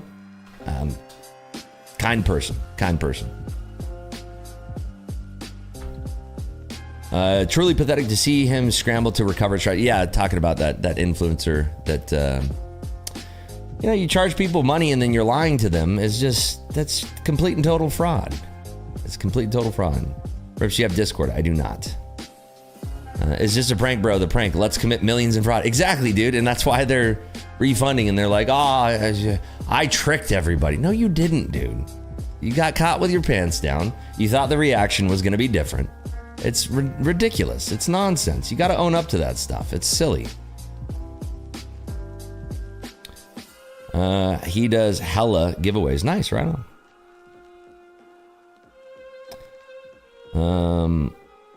Rip, sometimes I feel like you're too much ahead of your students and need to remember what it was like to suck at this. LOL, you should try to go more in depth and explain simple things, because to us it's not so simple. That's what we're working on this year, is creating some comprehensive content that is going to cater to the traders that have been trading for less than 2 years. And I don't try to come across like I am leaving you guys in the dust. I truly don't. I care about everybody who tunes into the stream, because you're spending your time here with me in the mornings, and I appreciate that. I truly do. So if you're feeling like I'm kind of leaving you behind, it's not intentional. Trust me. I try to cater to all different paths of traders. And specifically, I am doing some content that will cater to the traders who've been trading for less than 2 years. We are rolling over here. We did crush that key level of 68 quarters. We're now coming into 61 evens in the S&Ps, and Nvidia is losing bids right now. So we are about 3 minutes until the market opens, 2.5 minutes. We'll just wait and see here what happens. We're trading towards the VWAP right now. We are selling off tremendously. You know, we talked about this at the top of the show, asking what's going to happen with Nvidia today. It looks like it's letting go with their earnings here. The earnings were pretty, the only silver lining in earnings was Ken Jennings, Ken Jennings, the Jeopardy guy. Jensen Wong. Why did I say Ken Jennings? So wrong. Jensen was talking about the Blackwell chip is selling very, very well. Those are the notes that I had from the call. So outside of that, not really that great. Is what it is, baby. Ken Jennings. God, that's a name I haven't heard in a while, man. Ken Jennings. I don't even know why I said that. That's too funny. Okay, inside 90 seconds now until the party starts. Good luck, everybody. Be careful out there. Oh, God. Be very, very careful. Let's go over to Trade C. Let's Trade C if we can figure this out today. Every morning I'm with you. My wife, she's jealous every morning I sit down with you. I'm sorry. I don't mean to make anybody jealous.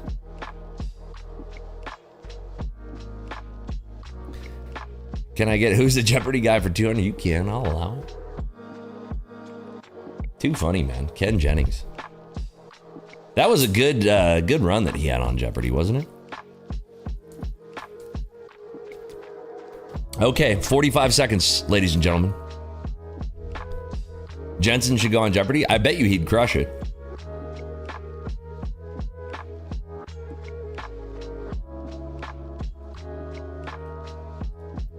Yeah, I think he's the host. I haven't watched him host a single episode of Jeopardy.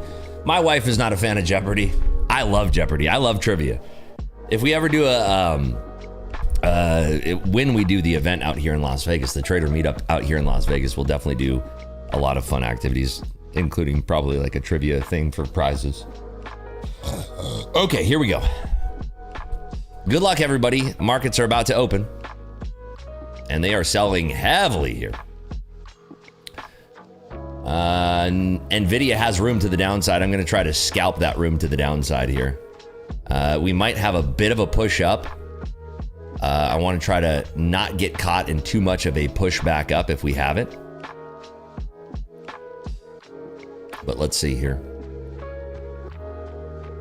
Nvidia is at a bottoming area of the market, so if it does break below here, we should have a tremendous roll. Right now, we're holding at 320. Remember, yesterday's line in the sand was at 310. We just flushed through it right here and now. I'm going to take that off right there. $1,000 across the board. That gives us $5,000 on the day. That's probably where I want to leave these accounts because I think the maximum profit I can make is around $1,800. So anybody catch that nice, beautiful opening short? That was a lot of fun. That was just one contract. Just one contract there. So I do think that we do have a chance at testing Asia's low since we did break through 310. These levels do matter. I still think the shorts are valid here. But let's wait and see. Nvidia's at a very big inflection point here. If we don't break below 190 in Nvidia, there's a good chance we could find some buyers. So just caution flag out. Be careful. Microsoft is pulling back. Google's pulling back. We're seeing a lot of red in the Mag 7 right now. Apple is pulling back from its initial push. That should give the S&P some flavor here to the downside. Meta is holding up, but if it does continue to fall back down here, we can see the markets rolling. So caution flag out. Be cautiously optimistic, though. Drop a W if you did make money off that opening. I want to see numbers. What'd you make? W and the number. W and the number if you made money off that flush. Beautiful opening flush. Very aggressive. We got $2,000 there. $200.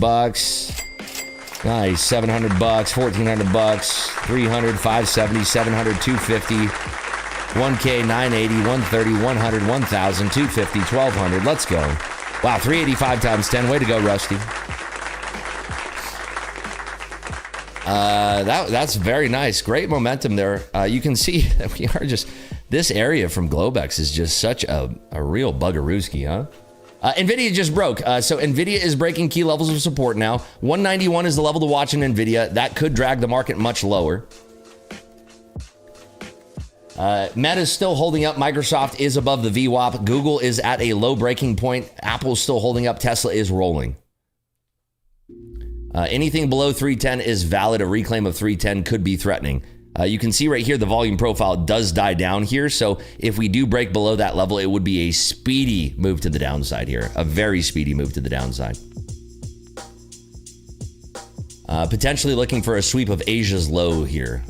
That's what the NASDAQ has in mind, I'm assuming. 6950 also on the docket here. 6950 in the S&Ps. Watching on this extension back up.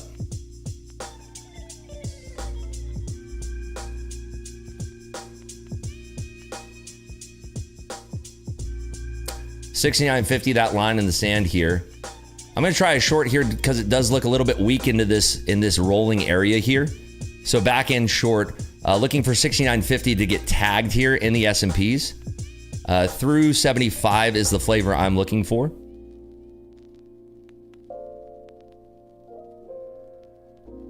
Holding right now at those 70s. I'm actually going to take that off. Nice moving up to $1,256. That's $6,000 on the day now. Just a little bit too much bid activity right around those 70s, so I want to be more cautious. 69.50 is failing right now in the S&Ps. So a nice little scalp there. We are in no man's land in the NQ, so this could potentially roll extremely violently here. The fact is that we are through 69.50 now. Watching here on that push up towards 70. We did sweep Asia's low here. Adding right here back in short underneath 70, I do like. Let's see if we have that connection through the 50s now. Anything through 70 is good weakness that I do want to target. So watching here on that push back up. Big rise through 70. Let's see if we have any kind of pullback here below 85. There is some defense coming through. Adding for the break of 70s here. We should have that connection right below the 70s. Beautiful push down. I want to see this connecting right here on those lows. 69.50 is trading in the S&Ps rather. There are some bidders coming in right at those 70s. Watching here for a connection. Peeling back towards these 80s. We could reduce size. We can only trade 3 contracts. I'm looking to reduce into those 70s. There's that 70 pull. I'm going to take one off right there. Let's see if we have this settling through 60s now. Reducing the size, I think, is the right move because if we have that rip through the 50s, we can add back into it. So watching here, 69.50 is holding right now in the S&Ps.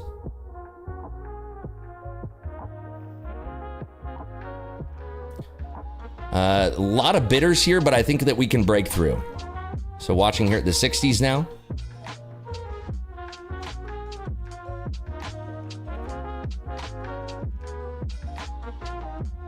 Starting to drive lower. We have to break through 60s for this to crack.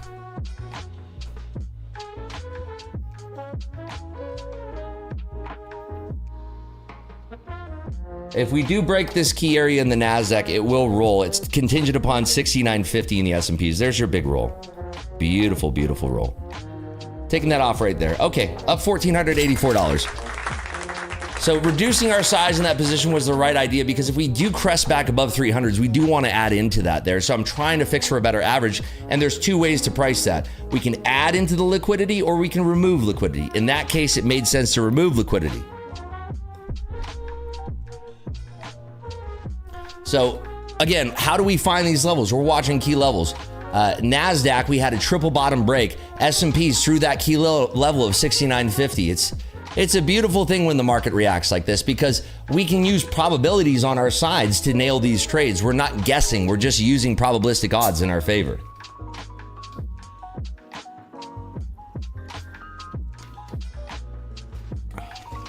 Thank you, Arbel, for the 2 gifted subs. Appreciate you.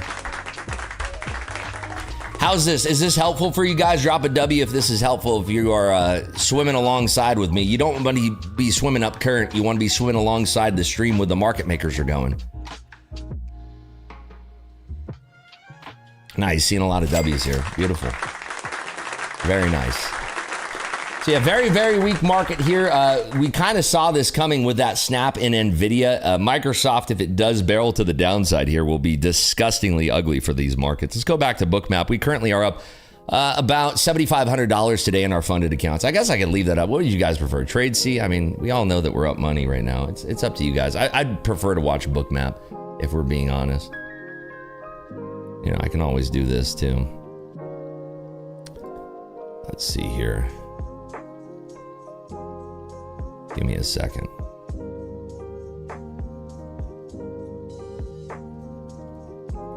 That, I can take that and bring that right here. There we go.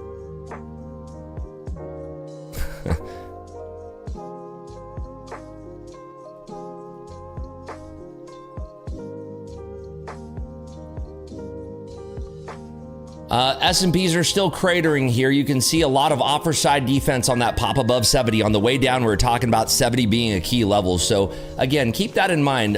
This is why momentum is, in my opinion, one of the best strategies, because even if you missed that opening short that we all took, you can be getting in multiple times. This is creating a valid pitch and catch area right now. We have to see a failure of 30. What I'd really like to see is a test of this point of control right now. And then a push back up towards 300, met with a bubble of that size on the offer. That would be really lovely.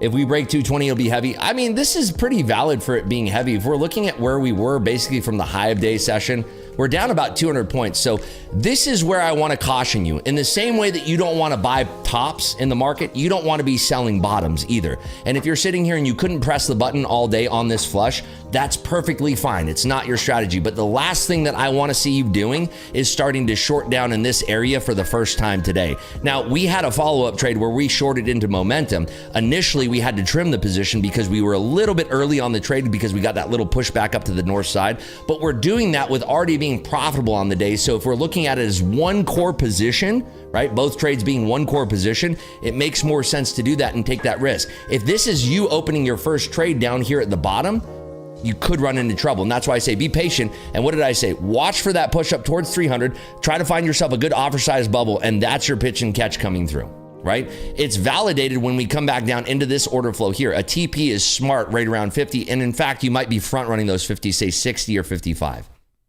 So another valid pitch and catch here. Targeting 55 or 60. I'm not in any of this. I'm just talking you through it. And connection of 60 right there. Anybody catch that PNC? That was a lovely one. Somebody was asking me in the chat earlier, what's a valid pitch and catch? We talked about that when it was up here. I said a pitch and catch is forming. We're going to wait for that to push back up to 300. You're wanting to find an offer side defense bubble there. That's exactly what that was. That is your textbook pitch and catch right there. You might even get 50. So if you're trading two contracts, first TP 65 or 60, second TP or right around 50, front running 50s would be 55. How we doing? We feeling it? We feeling it? Remember, these patterns show up every single day. This is why I teach the pitch and catches, because I want you folks to have something in your trading arsenal that makes a lot of sense. That to me is as clear as it can be. If we're talking about the exact move down here, you feel like a goddamn wizard when it comes up and it does the thing, right?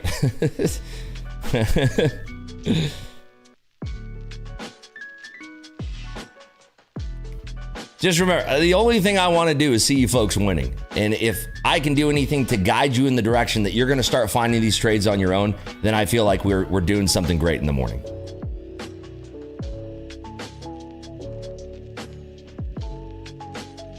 And we hit both levels. So TP1 and TP2 both getting tagged there. Even an aggressive TP below 50 gets tagged. That's insane. And this is why NASDAQ's a great instrument. This is what it does. This is how it moves. Okay, caution flag back out. Meta is catching a bid. Microsoft is refusing to flush, and Google is bouncing, and Nvidia is trying its best at bouncing. So again, we're going to talk about the caution flag being out here because I don't want to see you folks shorting into the hole. More MV1 says, Rips, my brother, I know you said it before and have no intention to, although you should open a prop firm and just dominate the market and fill in all the gaps and bottlenecks we experience in the prop firm world. And if you do ever disuse to want to, I'd love to join the team and help in any way possible. I'm a true believer in Team Rips. Appreciate you, buddy. I don't really have any plans to do a prop firm, unfortunately. So Rips, beautiful commentary. Was watching parallel on my book map as well and managed to take my funded to pay out. Yo, give it up for Cheese Balls. My man. Hello. Working Nomad says, Rips, it's taken a while, but it helps to hear you talk about volume in layman's terms when I use candlestick patterns to take trades. Beautiful. I love that, man. Stay winning, baby. Stay winning. I just know that when you're talking fast, I need to focus. I'm trying to get out as much information in a voice that is clear to understand. Trust me, the way that I'm seeing things and the way things are moving, it's hard for me to get the words out without jumbling. You'll hear me say 69.50 in the NASDAQ. Oh, whoops, S&P. You know, I'm trying my best here. I didn't even look, but who got the second P&C? I didn't even look. I wasn't even watching the chart. Who got the second P&C there? I know that somebody out there watching got that. God, you guys are legends. If you missed the first one, have the second. Unbelievable. I love it. Amazing. How did it feel for you folks that caught that? Maybe that was your first P&C of the day. How did it feel to catch that? Did you feel like a damn wizard? Did you feel like a wizard when you're in there? Isn't it crazy how good it feels when you're like, all right, I'll try it. And then you do it and you're like, it's reversing? I'm sure. What is going on? This is how this should be.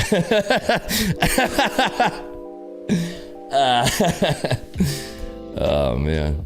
Bro, what is that chart on the left of your screen? How do I get it? This is Rip's key levels available on TradingView. It is, we're doing a sale right now.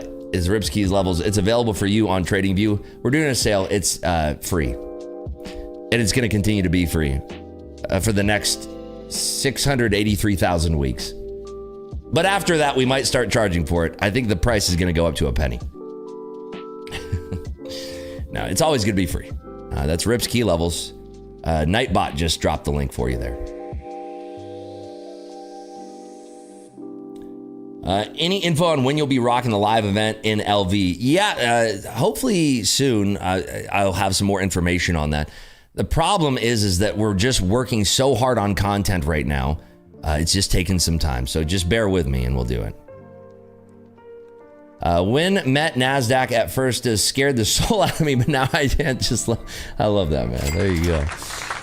Rips, if you like level indicators, I created one called Enhanced Market Sessions Indicator by Nomad Trades. I'll check it out, man. Thank you. Might help some people if you're interested. Nice, right on. Enhanced Market Session Indicator by Nomad Trades. There you go. Push trades feel comfortable for your eyes to see, but the PNC has higher probability for success. It does. I love it. It's one of my favorite patterns to teach. It's one of my favorite setups to teach because it's so fun to trade together. It's a great momentum pattern because when you get it and you nail it, it just feels so good. It's a wee. Like, it's so much fun. We've had so much fun trading it all together too. It's a real treat. Doing it alone is no fun. Doing it with everybody in here is the best.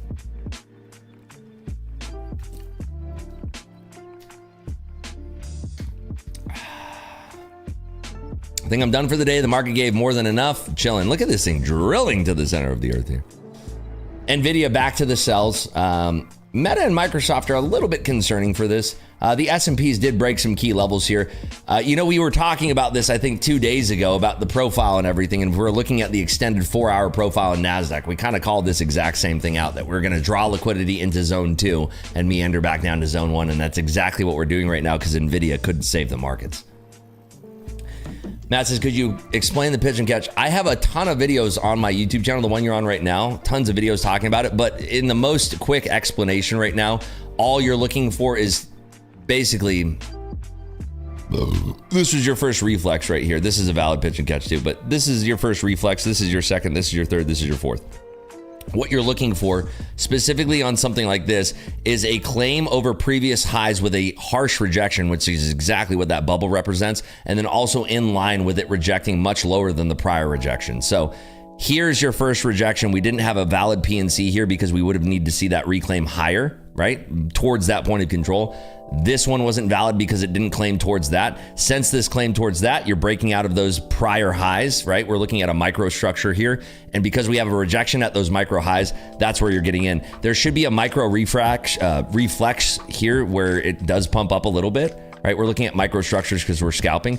This is your micro reflex. So if you don't take it initially on that, that would be your entry right here. Now, if you don't even enter on either of those, it's waiting for the second one to follow up, and that's exactly what we had right here. Exact same pattern where we try to do a takeout. It's met with a very large number of people who are shorting in that same area. That's what's represented in the offers there. And again, if you miss that, you're looking for, you're looking for the first retracement back up, which would be that move right there. So if you're a very advanced PNC trader, which is a lot of the folks in chat right now, you're looking at a short here and then an add here or an add here and then covering into those lows. Does that make sense?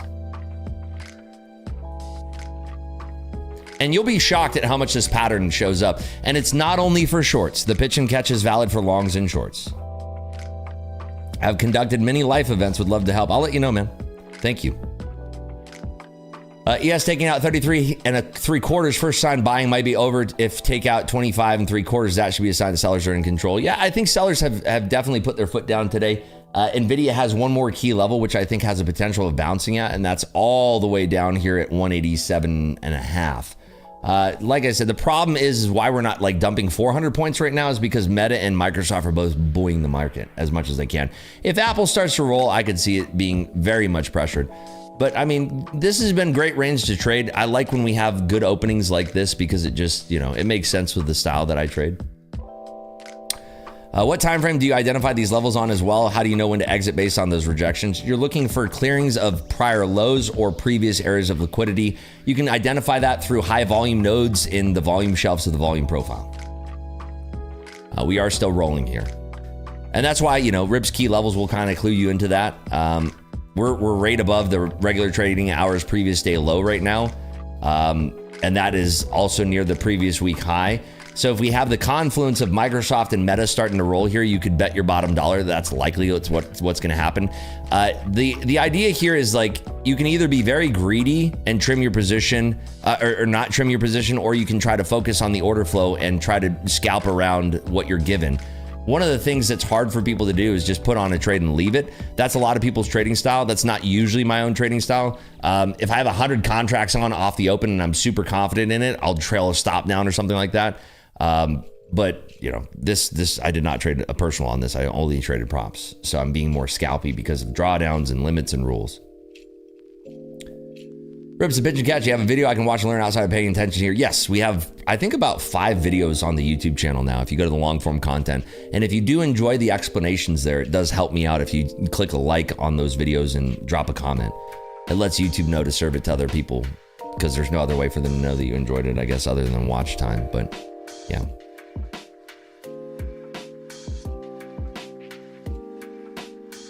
And this is why I say, don't try to be a hero and just be like, well, I guess it's going down, and then your first trade is shorting into the hole.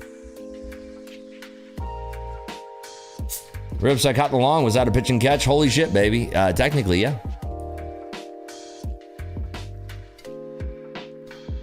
You flip it on its head. It's the same exact thing. All right, you can see it here. We'll do the 10-second chart here. And then I think it's, there we go. Right? This is now inverted. Does that look like a pitch and catch to me? Takeout, rejection, bang, right? Yes? But here's how it actually worked. Takeout, rejection, bang, bang. The more you look for it, the more it shows up.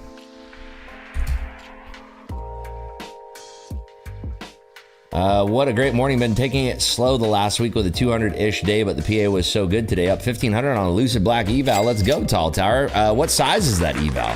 Probably 100K? Adio says, I'm cooked, bro. What? How? What happened?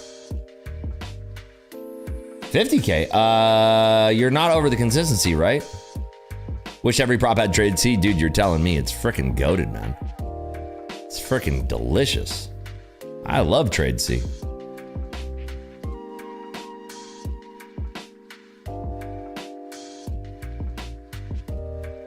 What the hell is holding the YM from dumping as well? There's different components in the Dow than there are in, I mean, the NASDAQ and the S&Ps are entirely tech heavy, whereas the sectors are different than components of the Dow. I did not get my hotkeys working. I'm still clicking, which is fine. Trust me, I've blown many accounts thinking about where the market will go. You're not alone. You aren't alone in doing that. Trust me. Yeah, sector rotation can be causing that as well. You think this will retrace the entire move? Need a bigger computer? Wait, whoops. The entire move yesterday back down to 24,860. Sure. I mean, it's carrying a lot of sell side momentum right now, and I haven't seen buyers take control of this tape one single time, right? That doesn't mean that you can't scalp it to the long side, but I'm just saying, like, buyers taking complete control of this tape has not shown itself yet. Like I said, the only concern for the shorts right now is Meta and Microsoft being held up. That's about it.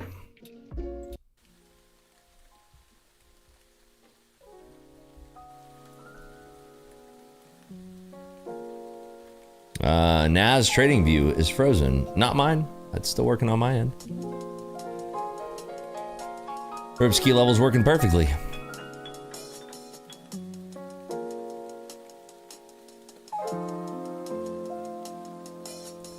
How much should you add on a push down like that? It depends on what your entire trading structure is, you know? I don't have an answer for that. It could be so aggressive that you're adding 100% size to your position, you know?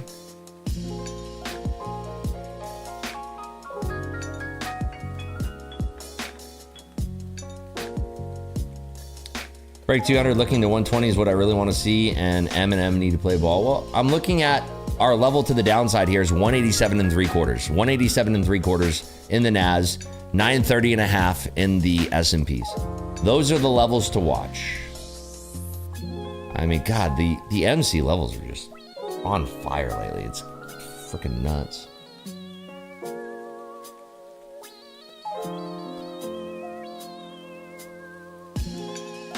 Yaz says, I was short from 25,406 around 8:45 a.m. Got stopped out 4 points away from the high.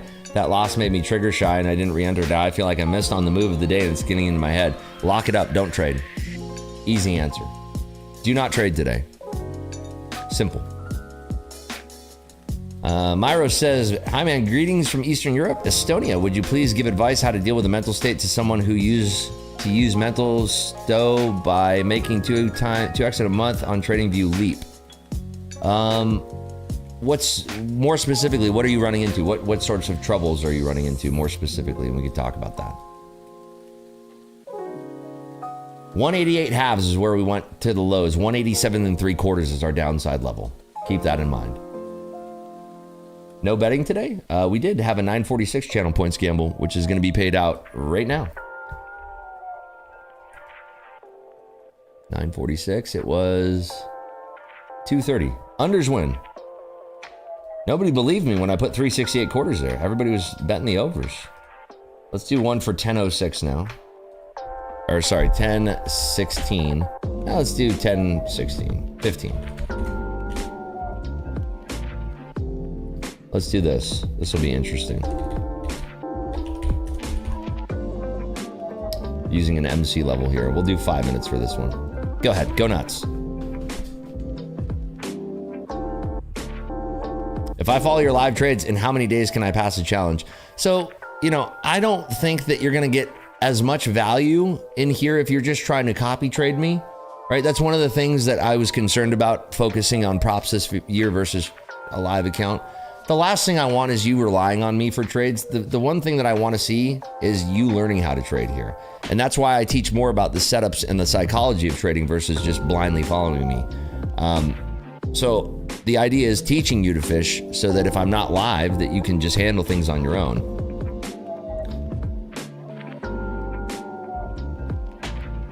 I want to see you getting into a trade because you have the same trade idea that I did. Pro Risk says, what makes more sense, 3x 50K evals or 1x 150K? Usually people like to copy trade prop firms. It gives you more wiggle room if you want to trade one at a time. Really, it's up to you. I would look at the rules and find out which one you like the most. Usually you can get more payouts if you're using 3 accounts versus 1 account. He mentioned entries for pitch and catches, testing previous highs, today's shorts. What about levels like 50%? Yes, 100%. Fib retracements and 50% moves are completely and totally valid, and that's a great question. Rips, I lost 50 to 55,000 in profits in December, January, and I'm kind of struggling getting back into the right headspace. How do you deal with big losses? It's something that you learn over time, right? My big loss from last year was $200,000 in a session.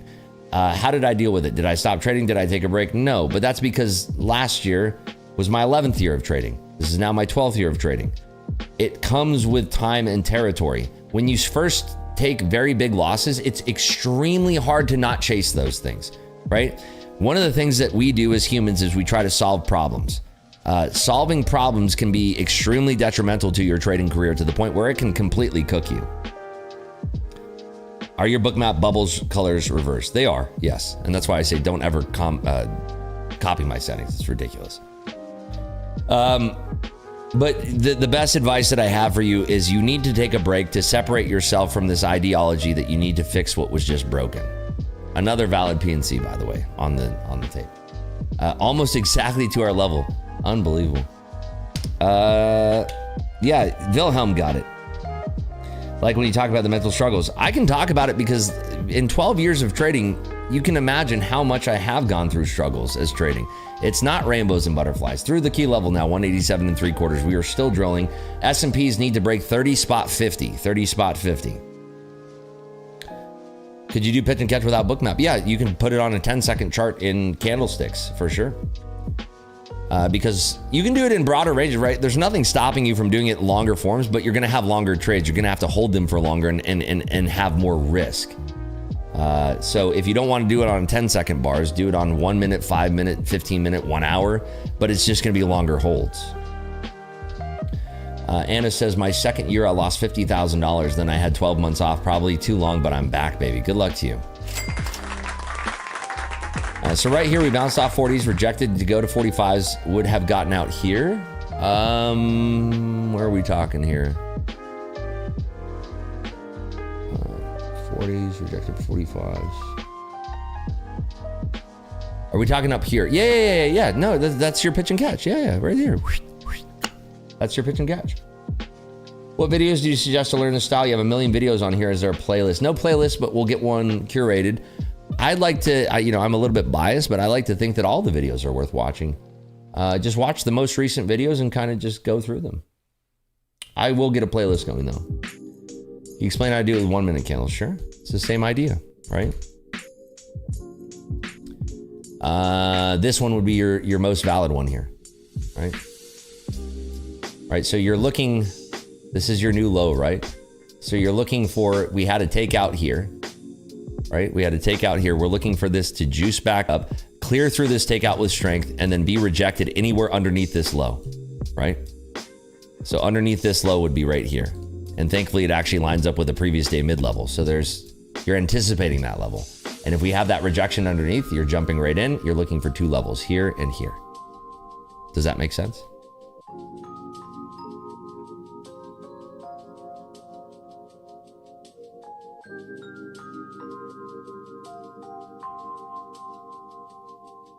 Rips, what is the website for the bubbles we're watching? Ripspawn will drop a link to Bookmap. Bookmap. It's a piece of software. That was for you, Moscow. Hopefully that's helpful.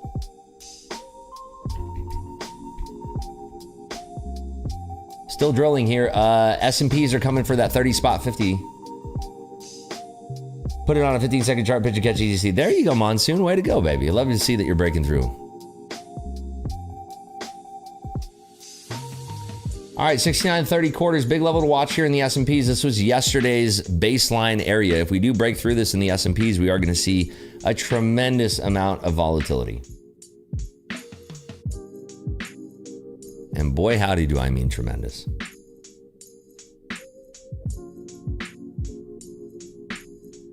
We're breaking through a lot of key levels right now. We're going for that previous week high.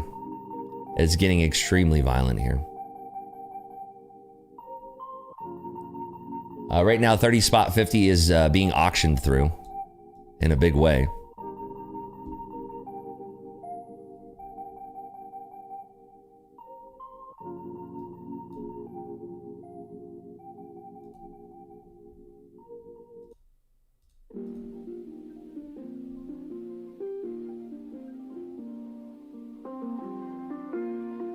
It's really bleeding underneath that. 16 spot 50 is your next downside level here.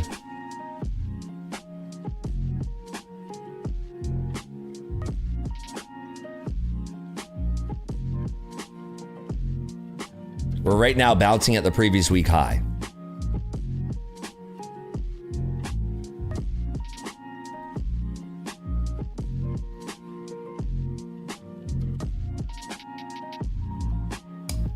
Anything under 187 3/4 is still a valid short. A test and a reclaim of that level would be interesting.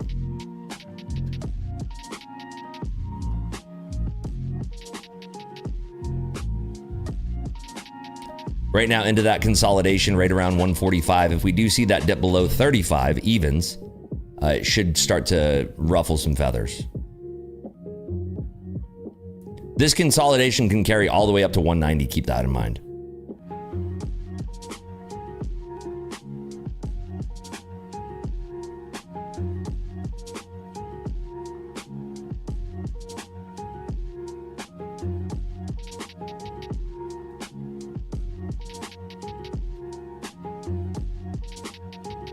So remember, the level to watch is at 187 3/4. 187 3/4. Right now, it's being valid underneath that key level.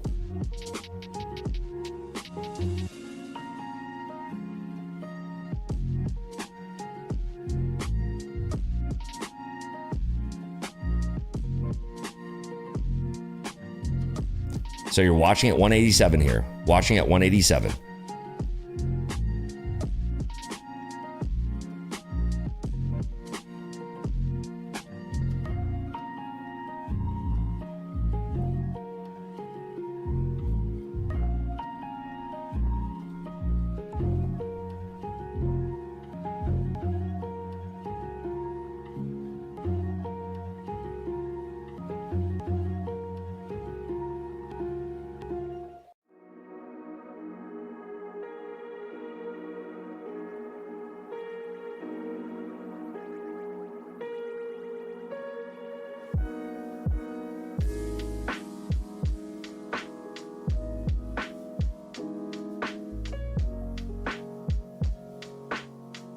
Okay, watch.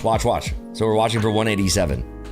We're watching for 187. So let's see if this is the most valid pitch and catch up the entire session here. Let's watch and wait.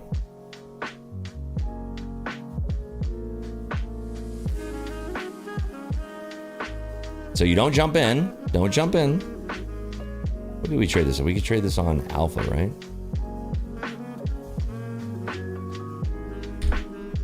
Okay. I'm in short. We were patient. We waited. Adding for that break. Beautiful break.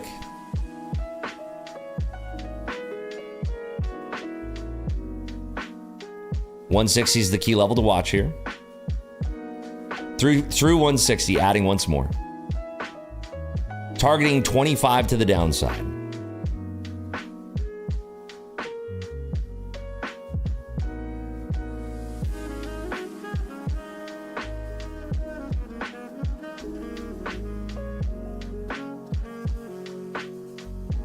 $50 is showing some bids.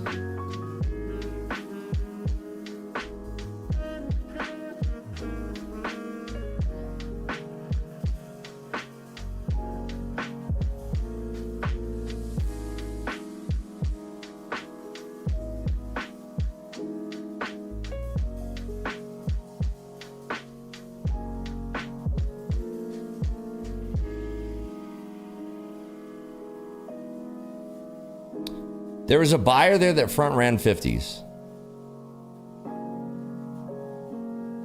And where was my TP at? 47. So I was anticipating a flush at 50. See if we have this that I can add into here below 60s once more. Okay, adding right here for that break back below 60s. Should have that to flush through these 50s now.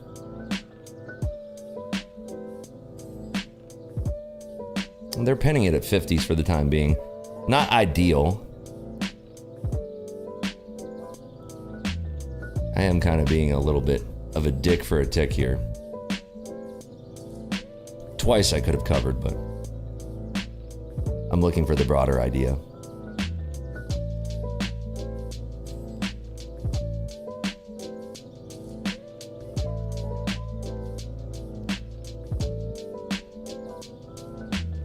Now they're walking into this a little bit. I might have to reduce size and if we don't get this flush of 50s here and now.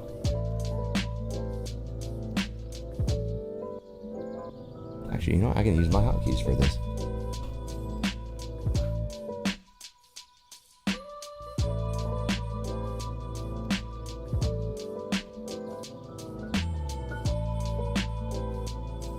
Still some sellers here on this tape.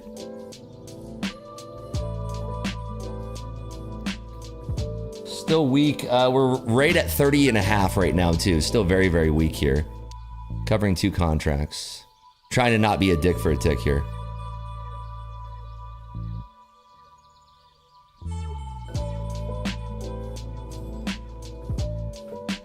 Oh, I guess it filled me with 1. Didn't fill me with 2. Some defense in there at 160. Some aggressive buyers that are covering into those 160s. I'm guessing that there was an algorithm that was short there that covered into that player at 160s. Okay, covered another one there. We have one more cover here at 51.5. You can see we're still aggressively selling on that offer. But nobody's swiping bids, which is a little bit concerning for me. I want to see people swiping bids.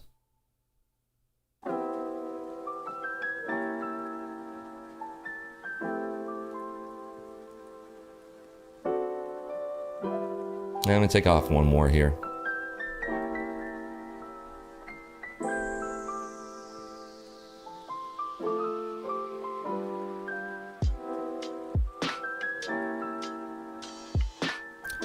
If they're not letting me get off on the bid.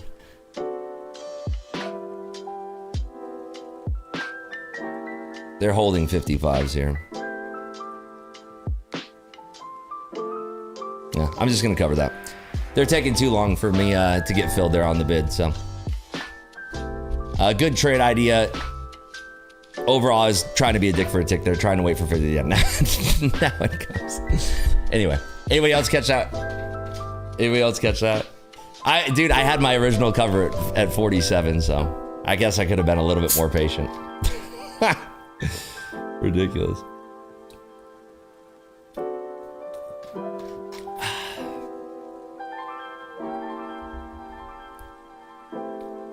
Take it short of the 90s. It was just about being patient, really. I mean, being patient for that refraction up at 87. I guess my original entry was not that great. I got filled underneath the 80s, but, you know, it is what it is. 87 3/4, 187 3/4. We're talking about that level way down yonder because we wanted to see it push up back to that level. When we had that connection, that's when we shorted. That's the whole trade idea. It just got so frustrating between 50s and 70s. It was like, and plus, I'm not really sure how many, this is an alpha funded standard account. I don't know how many contracts I'm allowed to trade. We're back at that whole, I don't know the rules thing. So I don't really know.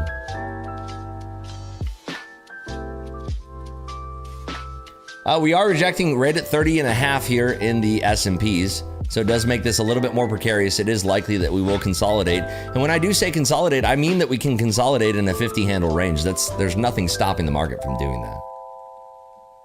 I don't know if a ribs reversal is valid here, given that we have so many people that are still selling, but the problem is that they're all selling on the offer. Nobody's selling and forcing the bid. That's the only issue that I'm having with this tape right now. Point of control just moved to 65, which means this consolidation makes even more sense. A push up back to 187 into heavy offers would be a treat.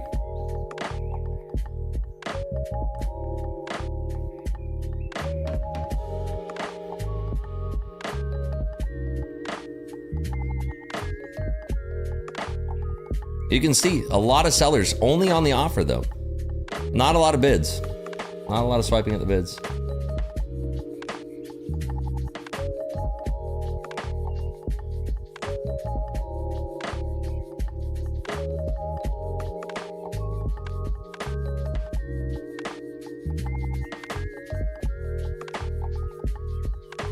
Push to 35 quarters would be very nice here in the S&Ps. So watching for that. I'm trying to bring a tighter range in and we're just not ticking the areas that are valid for an entry for me. That would have been a nice scalp to the downside. They're rejecting at 170. Looking for a potential break of lows here. And it came. Beautiful. So you're still holding that, lovely.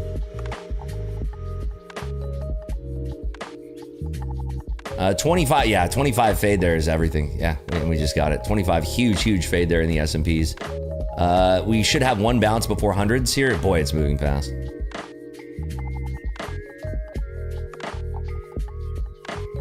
Looking for a bounce at 100 here. All right, I gotta take that. That was as big of a bounce that it's gonna give us at 105 there. Starting to drill. Want to add into any bounce? We're through 69.20 in the S&Ps. Watching on this bounce.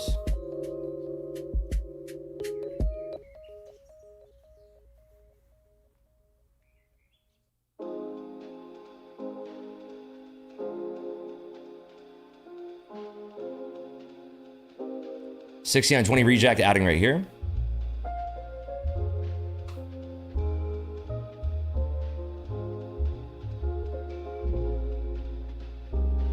Anticipating the break of 90s, adding once more.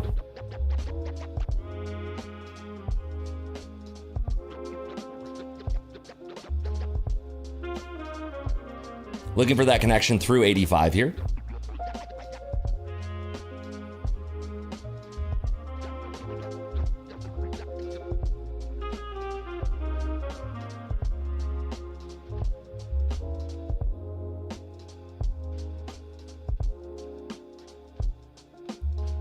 Reducing by half into that flush, taking off one more, and covering the rest.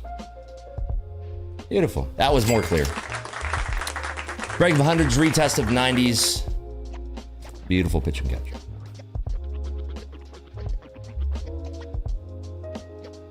Long or short, you're always going to see right here, it's going to say my position. If it's a negative number, that means that I'm short. If it's a positive number and it's green, it means that I'm long.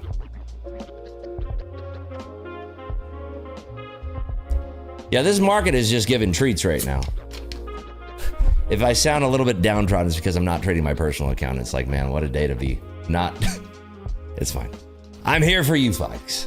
Folks, I'm here for you, folks.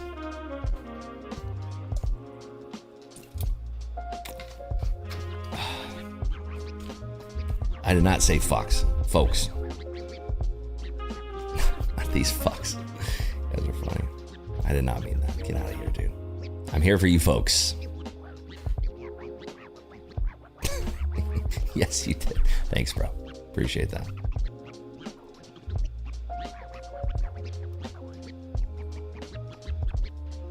Dude, WTF, I was trading rocket scooters for the past 6 months, blowing accounts on days like this, and you've been here this whole time.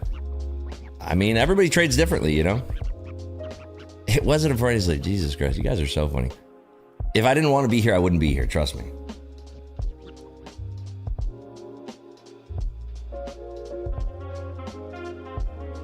Anybody still holding short? I have no idea what my target is on this. I think I can make $1,500 in a single day, in a single session, so I think I'm fine.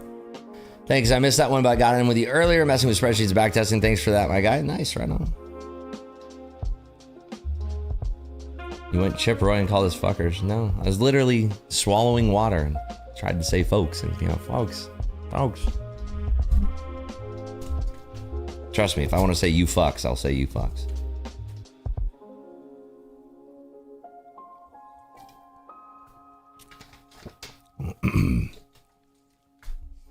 Still rolling. 25,000 on target here. I mean, what a move, huh? Absolutely bonkers. I guess we can try to get for $1,500 here. I mean, what an epic unwind. Let me guess, Microsoft and Meta both following suit here. Okay, using the key level of 25,000 as our backstop here.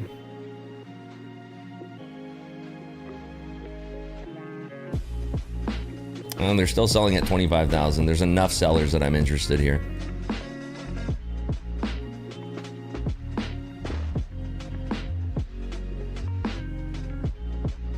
A push back up to 20s is still valid too. Book map freezing, lovely. 79 halves is the level that I'm targeting to the downside here. So any kind of push up is actually very welcome here. Watching at these 20s.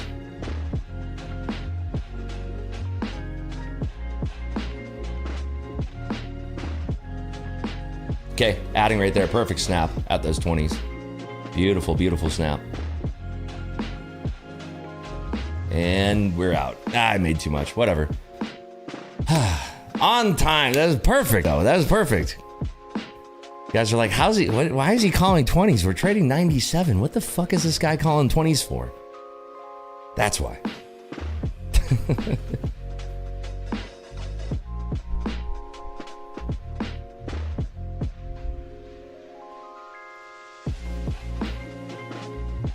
Yeah, Meta's still positive. It is unbelievable.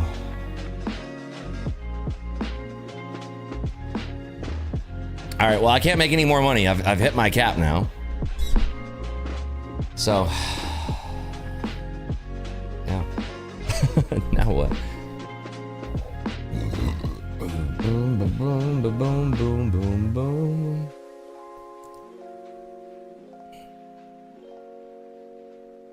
What a beautiful, beautiful unwind, man. This is just so sick.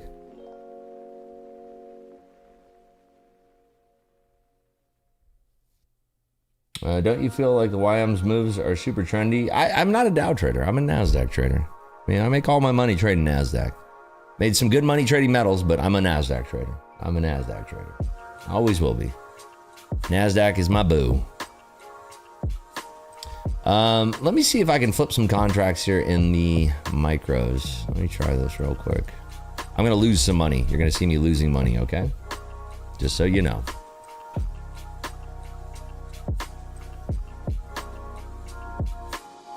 This is how I reduce how much money I'm up.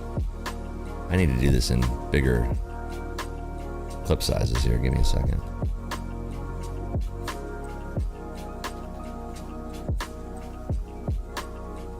Almost there. Reducing the 2. It was a good problem to have, I suppose, but still not that great. It's whatever. Kind of annoying. I wish I'd... Anybody crushed their TPT? There we go. Now we're underneath $1,500. Great. Anybody crushed their TPT accounts today?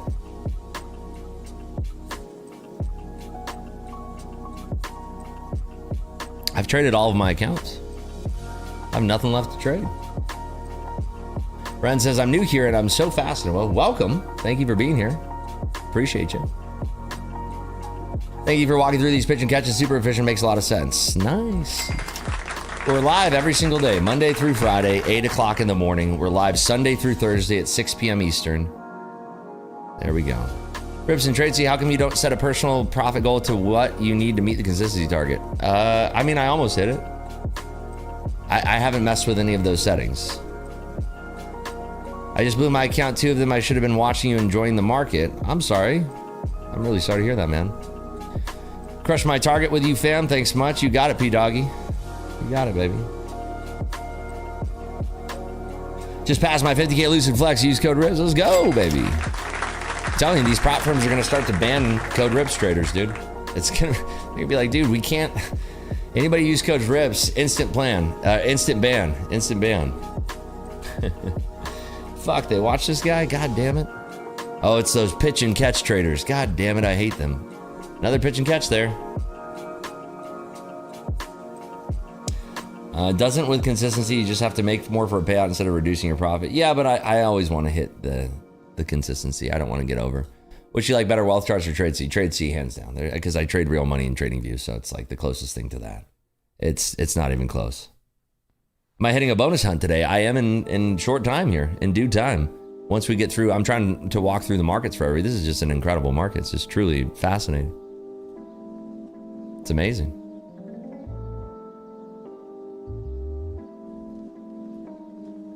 It's just perfect. I mean, this is your perfect market. Nvidia is getting destroyed right now.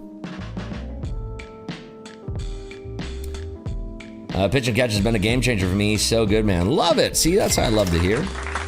Amazing. All right, the unders are going to take this one home. The belows have it.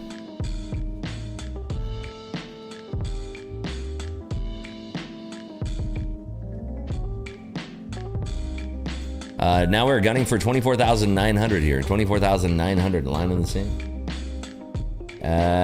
S&Ps have a long ways to go down to 68, 63 evens. 68, 63 evens.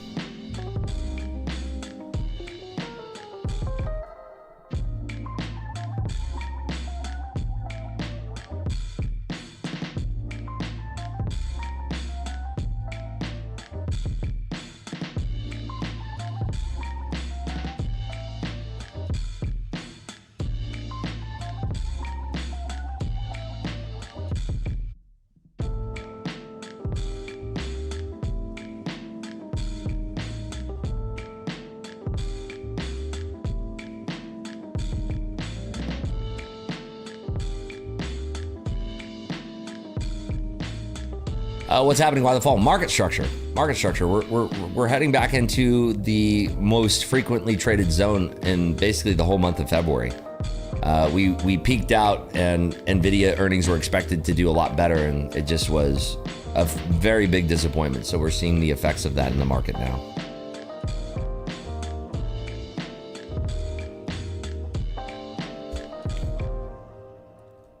Yeah, if you want to see the levels that we mapped out for Nvidia today, that is available in today's morning memo, which you should be marking out on your chart if you're a NASDAQ trader, because the Mag 7 is extremely important to the moves of the NASDAQ. So Ripsmod will drop the link for the morning memo, which is posted every single day.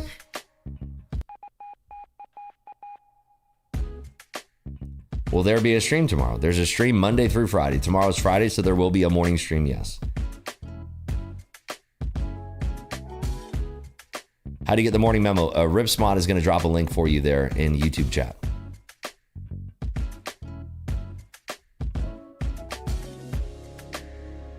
Made my first 200. Yo, let's go, baby.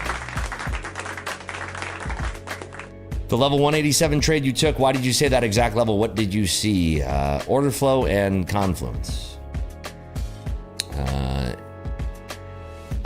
It's just, you know, years of doing this and years of understanding the way that the price moves and using key levels. That level is derived from options activity in the broader market. MES yesterday, minus 600 today, plus 1200. Let's go, Dave. Way to go, man. Fabio says 50K eval pass. Thanks, G. You got it. Love to see it, folks.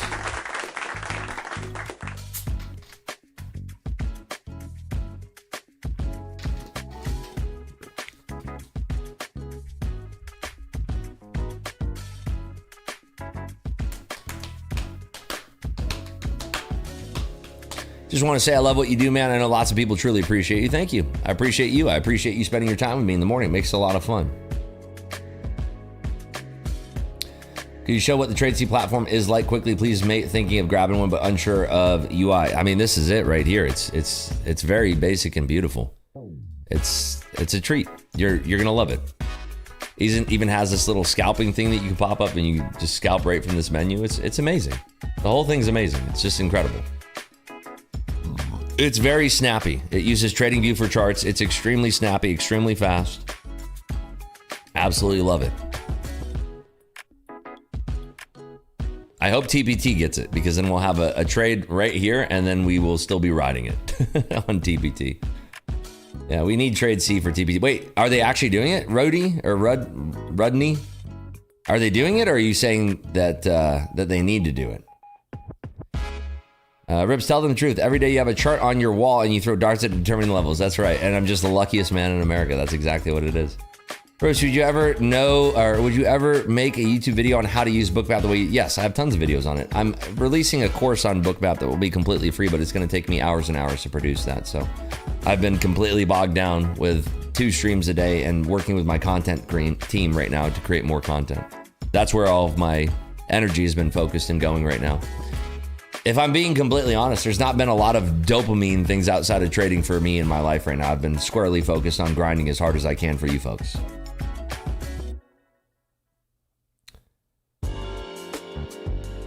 Yeah, TradeC on TPT would be the best thing that I could possibly imagine happening to the prop firm space. What time's your other stream? 6 p.m. Eastern time. 6 p.m. Eastern time. Reversal, God, no. Looking for a reversal at these lows is such a bad idea.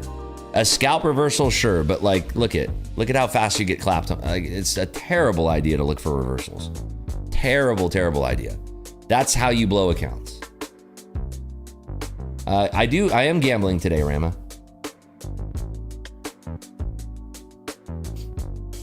Picked up 2 Lucid Pro accounts, caught a 180-point short pitch and catch. Did you use code RIPS? Because I don't know if they're going to pay you out unless you... No, I'm kidding. Have you thought about going on one of these trading podcasts to boost personal brand? I get at... Dude, so Titans of Tomorrow has asked me. Words of Wisdom has asked me. Chart Fanatics has asked me.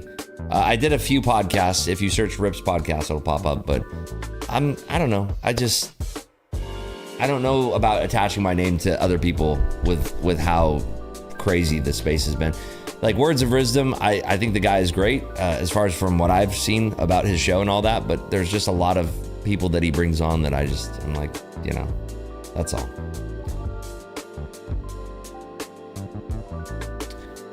He was actually going to fly out to Vegas and film, but that was a month ago or something. I was like, Can you load your indicator and trade? See, I can't, no. Look at this beautiful market right now. It's just incredible, isn't it? Yeah, the exposure we're getting right now is, I'm happy with it. Might be something I consider in the future, but, I'm just attaching my name to something like that it's kind of a risk for my brand, in my opinion. So, that's all.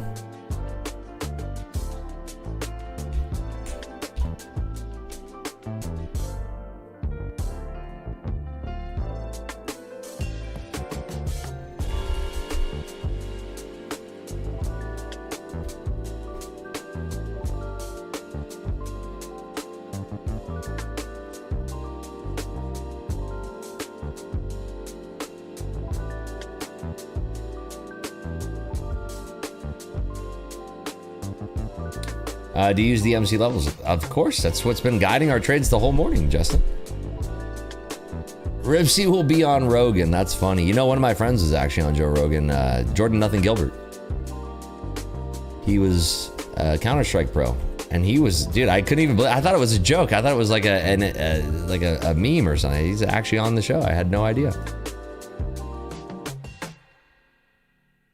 Love how you're aware of Risen being says. I mean, again, we talked about, people were asking me yesterday, like, well, why do you even stream? It's like, well, we're talking about personal brand last night on the Globex stream. And that's what I've been squarely focused on, and it's working. Building my personal brand has been fantastic lately. You can see the effect of the number of followers we're getting on Instagram, YouTube, Facebook. It's been great. So that's kind of the pursuit for this year. Instead of focusing on live streaming a personal account, or live streaming prop firms and focusing on growing the personal brand. The personal brand is much more approachable when we're trading prop firm accounts on stream. So that's what we're going to continue to do.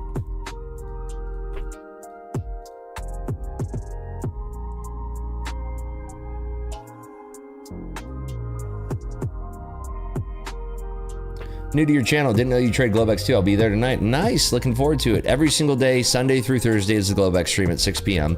So we stream on Sundays, that's how we kick off the week. And then every single morning, Monday through Friday, 8 a.m. Eastern time, 7 a.m. Central, 5 a.m. Pacific.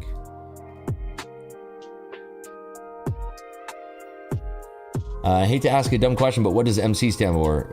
Market Clubhouse. Market Clubhouse. Past 2 evals plus 100K in the third. Oh, I missed it. It's gone.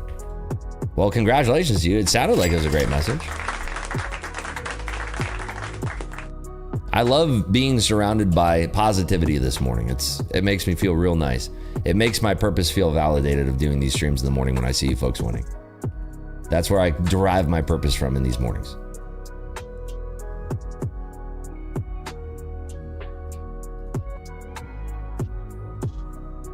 Make sure to rewatch the session with all the PNC setups. You should clip this great example. This will definitely become a long form video on YouTube, 100%. Hi, editors. Hello. Who's watching this later?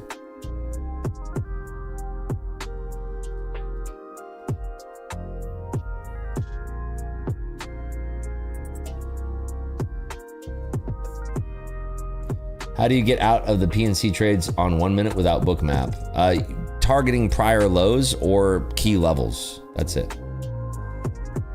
It's tough to see firmed up liquidity without a depth of market. So it is kind of flying blind. Is it doable? Sure. Is it favorable of something that I would do with real money on the line? Probably never. Let's be honest.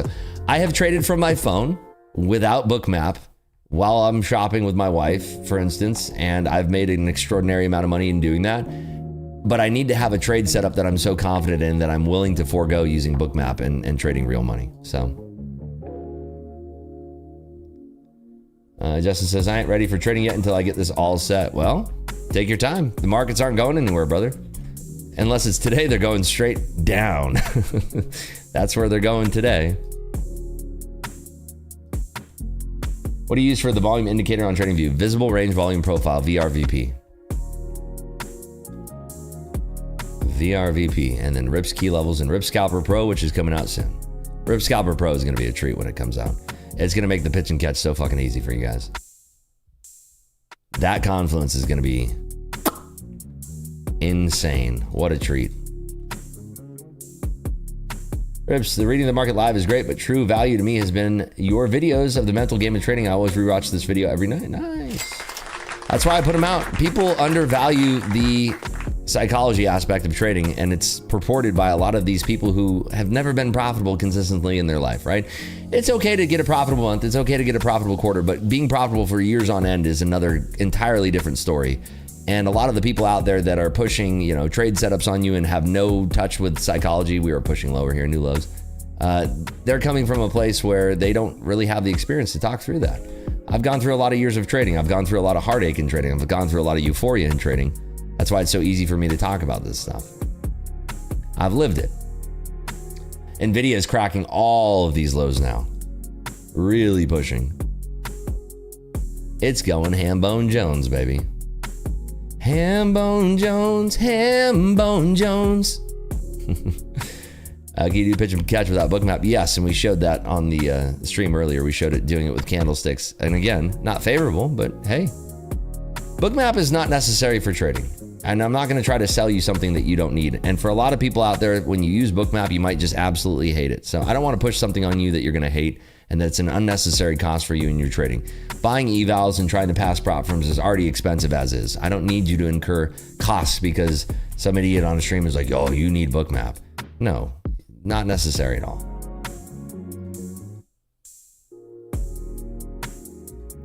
Hi, Rip. I'm watching you for a few days and I have a very similar setup just now. All the best. Thank you. Appreciate you, Jacqueline. Thanks for being here.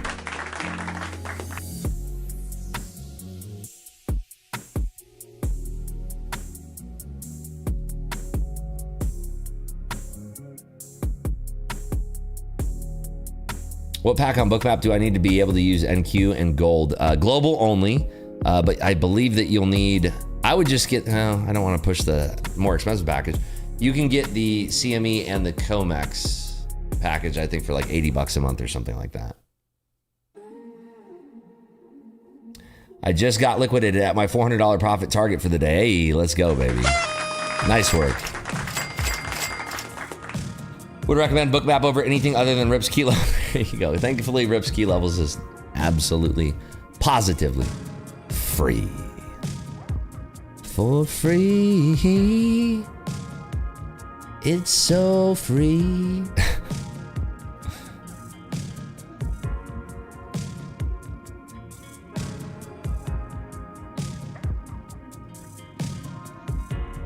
Anybody have any trading related questions for the day today of anything that we talked about, anything that we went through? I'm happy to go over anything. How you deal with TradingView's lag? I only trade on TradingView in a personal account. If you're trading on TradingView with props, you're gonna run into an extremely terrible time. I have no TradingView lag when I'm connected directly with a CQG connection.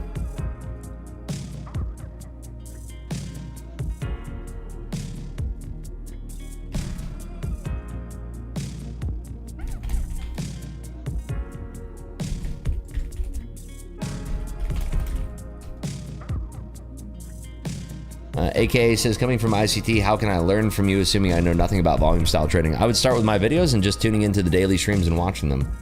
Asking questions, being ingrained with our community of fellow order flow and market profile traders. Do you also follow market structure or solely trade based on... Market structure is a very core part of my trading. We talk about it often.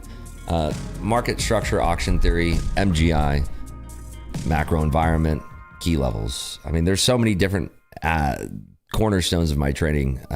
It's not just order flow, momentum. It's much more than that. The more confluence I have in a trade idea, the more confident I am, the more likely I will put on size. Does it mean I'm going to have a winning trade every single time? Of course not. But trading with confidence is a lot better than trading without confidence. It is imperative to understand structure. Absolutely. How do you know when the PNC will work? Does it have to be trending? Not necessarily, but there's a sort of rhythm that you can tell. One of the key things that is sort of overlooked in trading that is important to a momentum trader is not only volume, but velocity. The speed at which orders are exchanging in the market. Velocity and size has a lot to do with whether or not a pitch and catch will work. And also, pitch and catch, we talk about it. There can be up to 3 entries on a pitch and catch or more. But you don't have to be the first one in the pool. I can do it sometimes because maybe I have confidence in the trade idea, or I'm okay to cut it short, cut it quickly. James says, hey Rip, psychology-wise, what was the most important step you took to getting where you are? To be honest with you, the best thing that I did at a psychological level was trying to let go of this ideology that I'm going to get rich from trading. When I let go this whole pipe dream of that I'm going to be a multi-million-dollar trader, that I'm going to make so much money from trading because I see everybody else that's a pro trader that's doing this. When I started to let go of that, that is when I excelled the most. Because everything up until that point was me pushing as hard as I possibly could because I thought the harder that I worked, the harder that I pushed, the better my results would be. And in fact, it was the complete and total opposite of that. You'll find often, if you look at some of my videos where I make an obscene amount of money in a trade, I would consider making $100,000 or $200,000 or $300,000 or $400,000 in minutes. I would put that into a box that I would say obscene amounts of money. You'll often see when I close those trades that I try to keep this same demeanor. Where I close the trade and I go, obviously my heart is beating a little bit fast. Obviously I'm pumped full of euphoria, but I'll try to keep this flow. Now, there are times last year where you'll see me being like shouting and celebrating. That's more for the stream, right? But I will tell you this, in my first about half decade of trading, first 5 years of trading, that was one of the biggest battles that I would have. When you close a big trade, you are filled with euphoria. Now, how's that a bad thing? Well, you feel good, right? How's that a bad thing? Because I realized through journaling that anticipation of closing the trade and having that dopamine, what do you think that did in my trading? It caused me to not be able to hold bigger trades for longer because I was so ready to anticipate that dopamine hit and that relief of closing a trade that I would close a lot earlier than I should have in a lot of trades. And I figured that out through journaling. So again, it all echoes back, and James, that was a great question. It all echoes back to what can I do to slow things down? What can I do to tamp down my expectations? Because look at the trader I am now. I'm proud of the trader I am now. It didn't come overnight, but if you would have told me 12 years ago that I'd be this trader today, I would have thought that I'd get here in 3 years, not 12 years. 2 years, because of the way that I was pushing it and how hard I was pushing it. The more you slow down, the more that you tamp down your expectations of, like, for instance, prop firms have a great way of giving you expectations. I'm going to make $1 million from Apex. I'm going to get these TPT accounts passed and I'm going to make 50 grand a day. I'm going to do X, Y, and Z, fill in the blank. Instead of doing that, if you can reframe your purpose of every single day that you wake up and you sit down in front of your computer and you say to yourself, I'm going to try to take really good trades and keep my discipline and composure. Watch how much that dramatic shift in your mindset echoes a positive effect into your trading. You'll be shocked.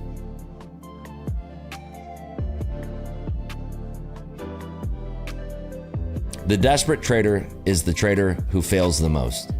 The calm, composed trader who is trying their best to prove to themselves that they still can be a disciplined, composed trader is the trader that thrives.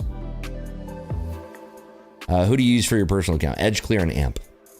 EdgeClear can place you at a lot of different brokers. They are one of the best customer service. Well, AMP is extremely good with customer service. It might be. Long story short, AMP and EdgeClear have the Ripsy stamp of approval. Those are my two that I would choose. EdgeClear can place you with a lot of different FCMs, which is a huge advantage. So if you get on a call with EdgeClear and you explain exactly what your financial situation is, exactly where you are in trading, what your goals are, they're going to place you with an FCM that matches up with what you're telling them. AMP is very much cut and dry with what they offer on their website. Any account under $100,000 has certain margins. Any account $200,000 has certain margins. Any account, like you can get a micro account, like $10,000 account. But if you're putting $10,000 in a brokerage, and you know, a lot of people are going to do that because they're like, oh, well, now I can finally trade it. You're probably going to lose it, in my opinion. I don't know. Maybe if you limit to trading a couple micros at best.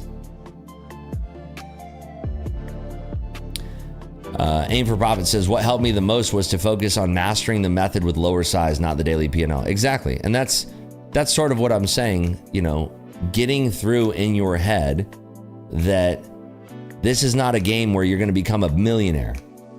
You may eventually do that, right? You may eventually do that. But if you're focused on that, your priorities are going to be so maligned with what your purpose is that you're going to be so clouded by that your days that you have red days. I don't know where this whole thing came from, by the way, where as a trader, you're going to have red days, red weeks, red months, and red years. That's why this is such a hard job, because that mental toil of like, dude, there has been years where I have traded where I was getting so good for like 3 months and then bang, huge step back. And then you trade for another 3 months, bang, huge step back.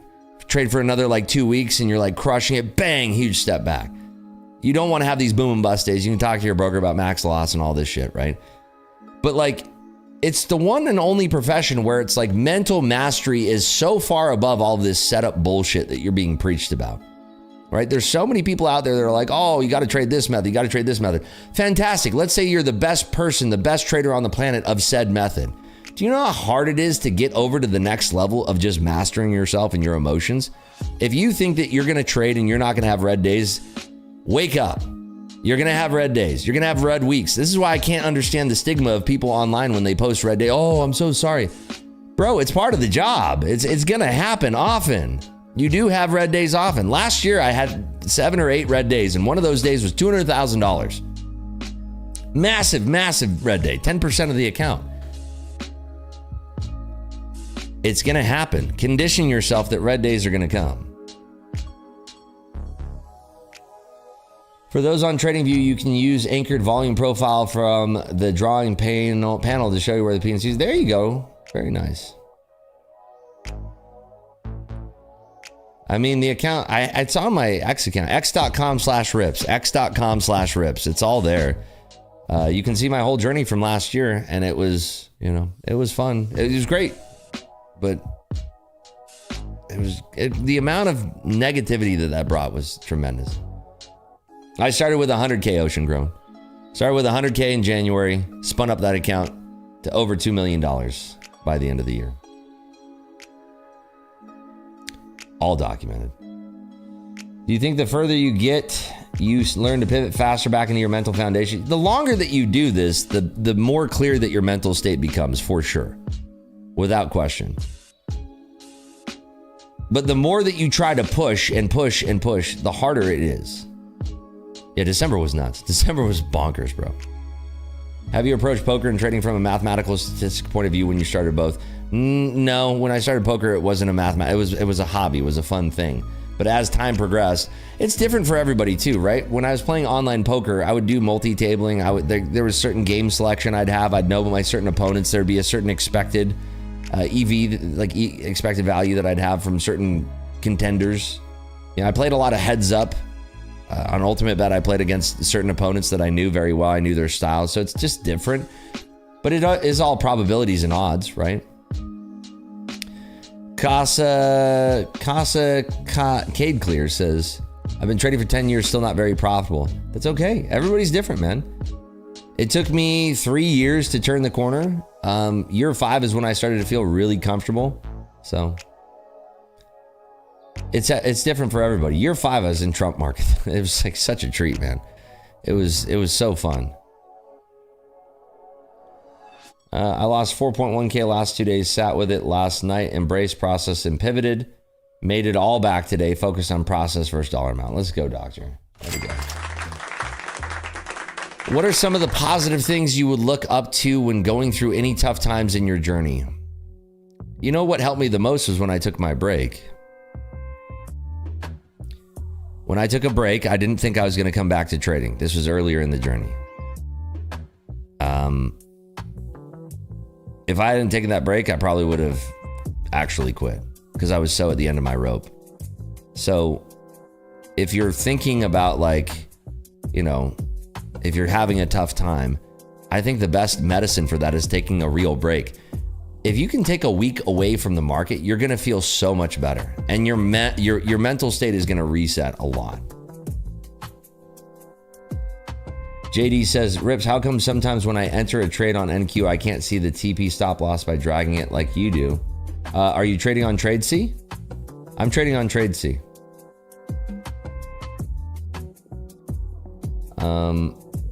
I didn't trade TPT today, no. Dude, interactive brokers are going to have a completely different setup. If you're trading TradingView for interactive brokers, they might not even allow brackets. Aaron says, I'm in an 8-month break right now and 2 more until I fix my what was that? It's going too fast. I fix my income back. Don't be looking at it like that. It's harder to fill a ditch when you're focused on the ditch.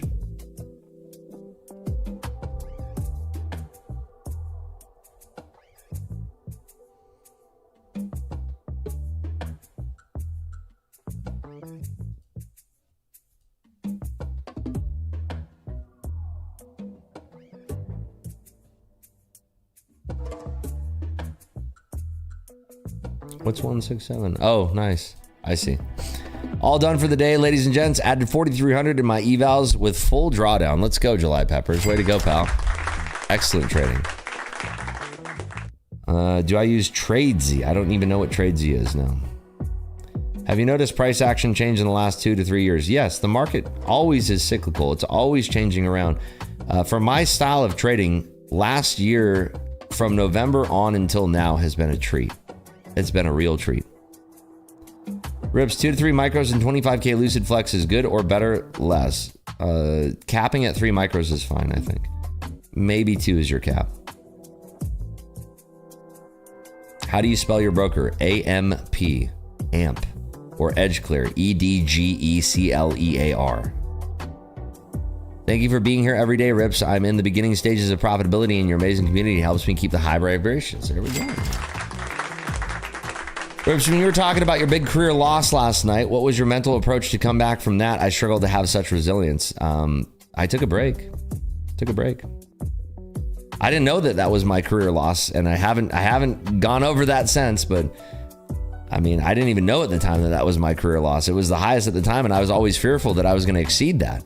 That's one thing I think that kept me in line the most was losing $200,000 is not fun either, but it didn't have the same mental effect on me that it did when I lost 7 figures.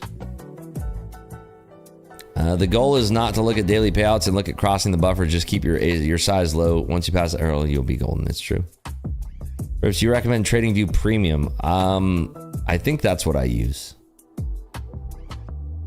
50K, how many micros? Which prop firm are you using first? How did you learn the gamma exposure trading mentor, Rips? I don't know what the question is. What does that mean? Gamma exposure. What do you mean learn the gamma exposure? I mean, you can watch videos on GEX levels if you want. I mean, I don't really what's your question? I've been trading for 5 years, was profitable year 3, haven't been profitable for the past 2, just lacking discipline, inability to stay calm during more than one loss. So you already know that listen, our brains are really good at presenting us the solution to our problems, but then subsequently ignoring how to solve that, right? So a lot of times I get asked the question in here like, hey Rips, I can't stop going on tilt. I have a loss and I can't stop myself from going on tilt. The answer is that if you take one loss and you're immediately going on tilt, there is a non-negotiable that you cannot trade after one loss. And until you come to that realization that that is the only thing that you're going to be able to do to solve your issue, you're going to continue repeating it. How to watch your videos? YouTube. YouTube.com/@MarketClubhouse. The @ symbol Market Clubhouse. But that's the answer, right? And I know it sounds like it's like, well, duh. But like, that's the answer. The next time you take a loss, you have to have a non-negotiable with yourself that you basically, you are so hard with yourself that you say, well, I want this trading thing to work, right? Okay, I do. Well, how bad do you want it to work? Are you willing to make the change of stopping to do what you're doing where you're stuck in this rut right now? The answer has to be yes. Otherwise, you can't do this as a career. It's that simple. Rips, I love rules, and that one hit like a bomb. Thanks. Gotcha, baby. Doctor says, facts, stop after the one loss. Best way is full port on NQ with a stop loss of 1K so you get 3 separate trading days to make it happen. Sure, great. Here's the worst part about tilt, and I've talked about this in so many different shorts, and I've talked about it in so many different ways. The worst thing with tilt, hold on one second. Oh, my housekeepers are here. Dude, it's already 8 my time. What in the world? We got to get to spinning. I've been so caught up in our conversation. Drop a W, you've been enjoying this trader talk. This has been great. I think we've learned a lot about what we need to be focused on here. This has been a great conversation. I've lost track of time. My housekeepers just got here. It's 8 o'clock in the morning. I thought it was like 7. Wow. Time flies when we're having a good discussion like this. I want more of this. Because this is productive. We have a great trade in the morning. Then we have a good, God, it's been like an hour and a half of trader talk. This has been great. Fantastic. All right. I actually do have to get to spinning so we can get this done. I'm going to continue streaming on Kick. We'll be back later tonight. We'll pick back up this conversation on YouTube tonight at 6 p.m. Right now, I'm going to continue streaming on Kick. Kick.com/sellingrips. Let me drop the link here. I've been live the whole time, by the way, on Kick. I don't ever stop my live on Kick. I start at the same time I start on YouTube. So there it is. I'm going to stay live on there, but there's going to be no more trading. I'm just going to be spinning slots. I'm going to be gambling. And I do this to just blow off steam, and we continue having a discussion there. If you care to watch, it's fine. It's just, we have fun. Did first half of February Yeet leaderboard raffle already happen? I think so, didn't it? I'm not sure. I'm pretty sure it did. All right. That's where I'm going to be, folks. YouTubers, I will be back at 6 p.m. Eastern time tonight, okay? 6 p.m. tonight. My bookmap settings are my own settings. I fucked with them for days and weeks on end until I got them this way, but it's just the way that I like them. All right, everybody. Fun times today on YouTube. I'm going to continue streaming over on Kick. Be good. I'll see you folks on YouTube 6 p.m. or on Kick. We go live on Kick at 6 p.m. too. I'll see you folks over on Kick if you want to continue watching. But thanks again for tuning in today. It's been a real treat. Be good out there. If you're going to continue to trade, be careful, okay? Be very, very careful out there. It's going to be a little bit wild. Especially around in about 30 minutes, I would say. All right, take care, everybody on YouTube. I'll see you on Kick.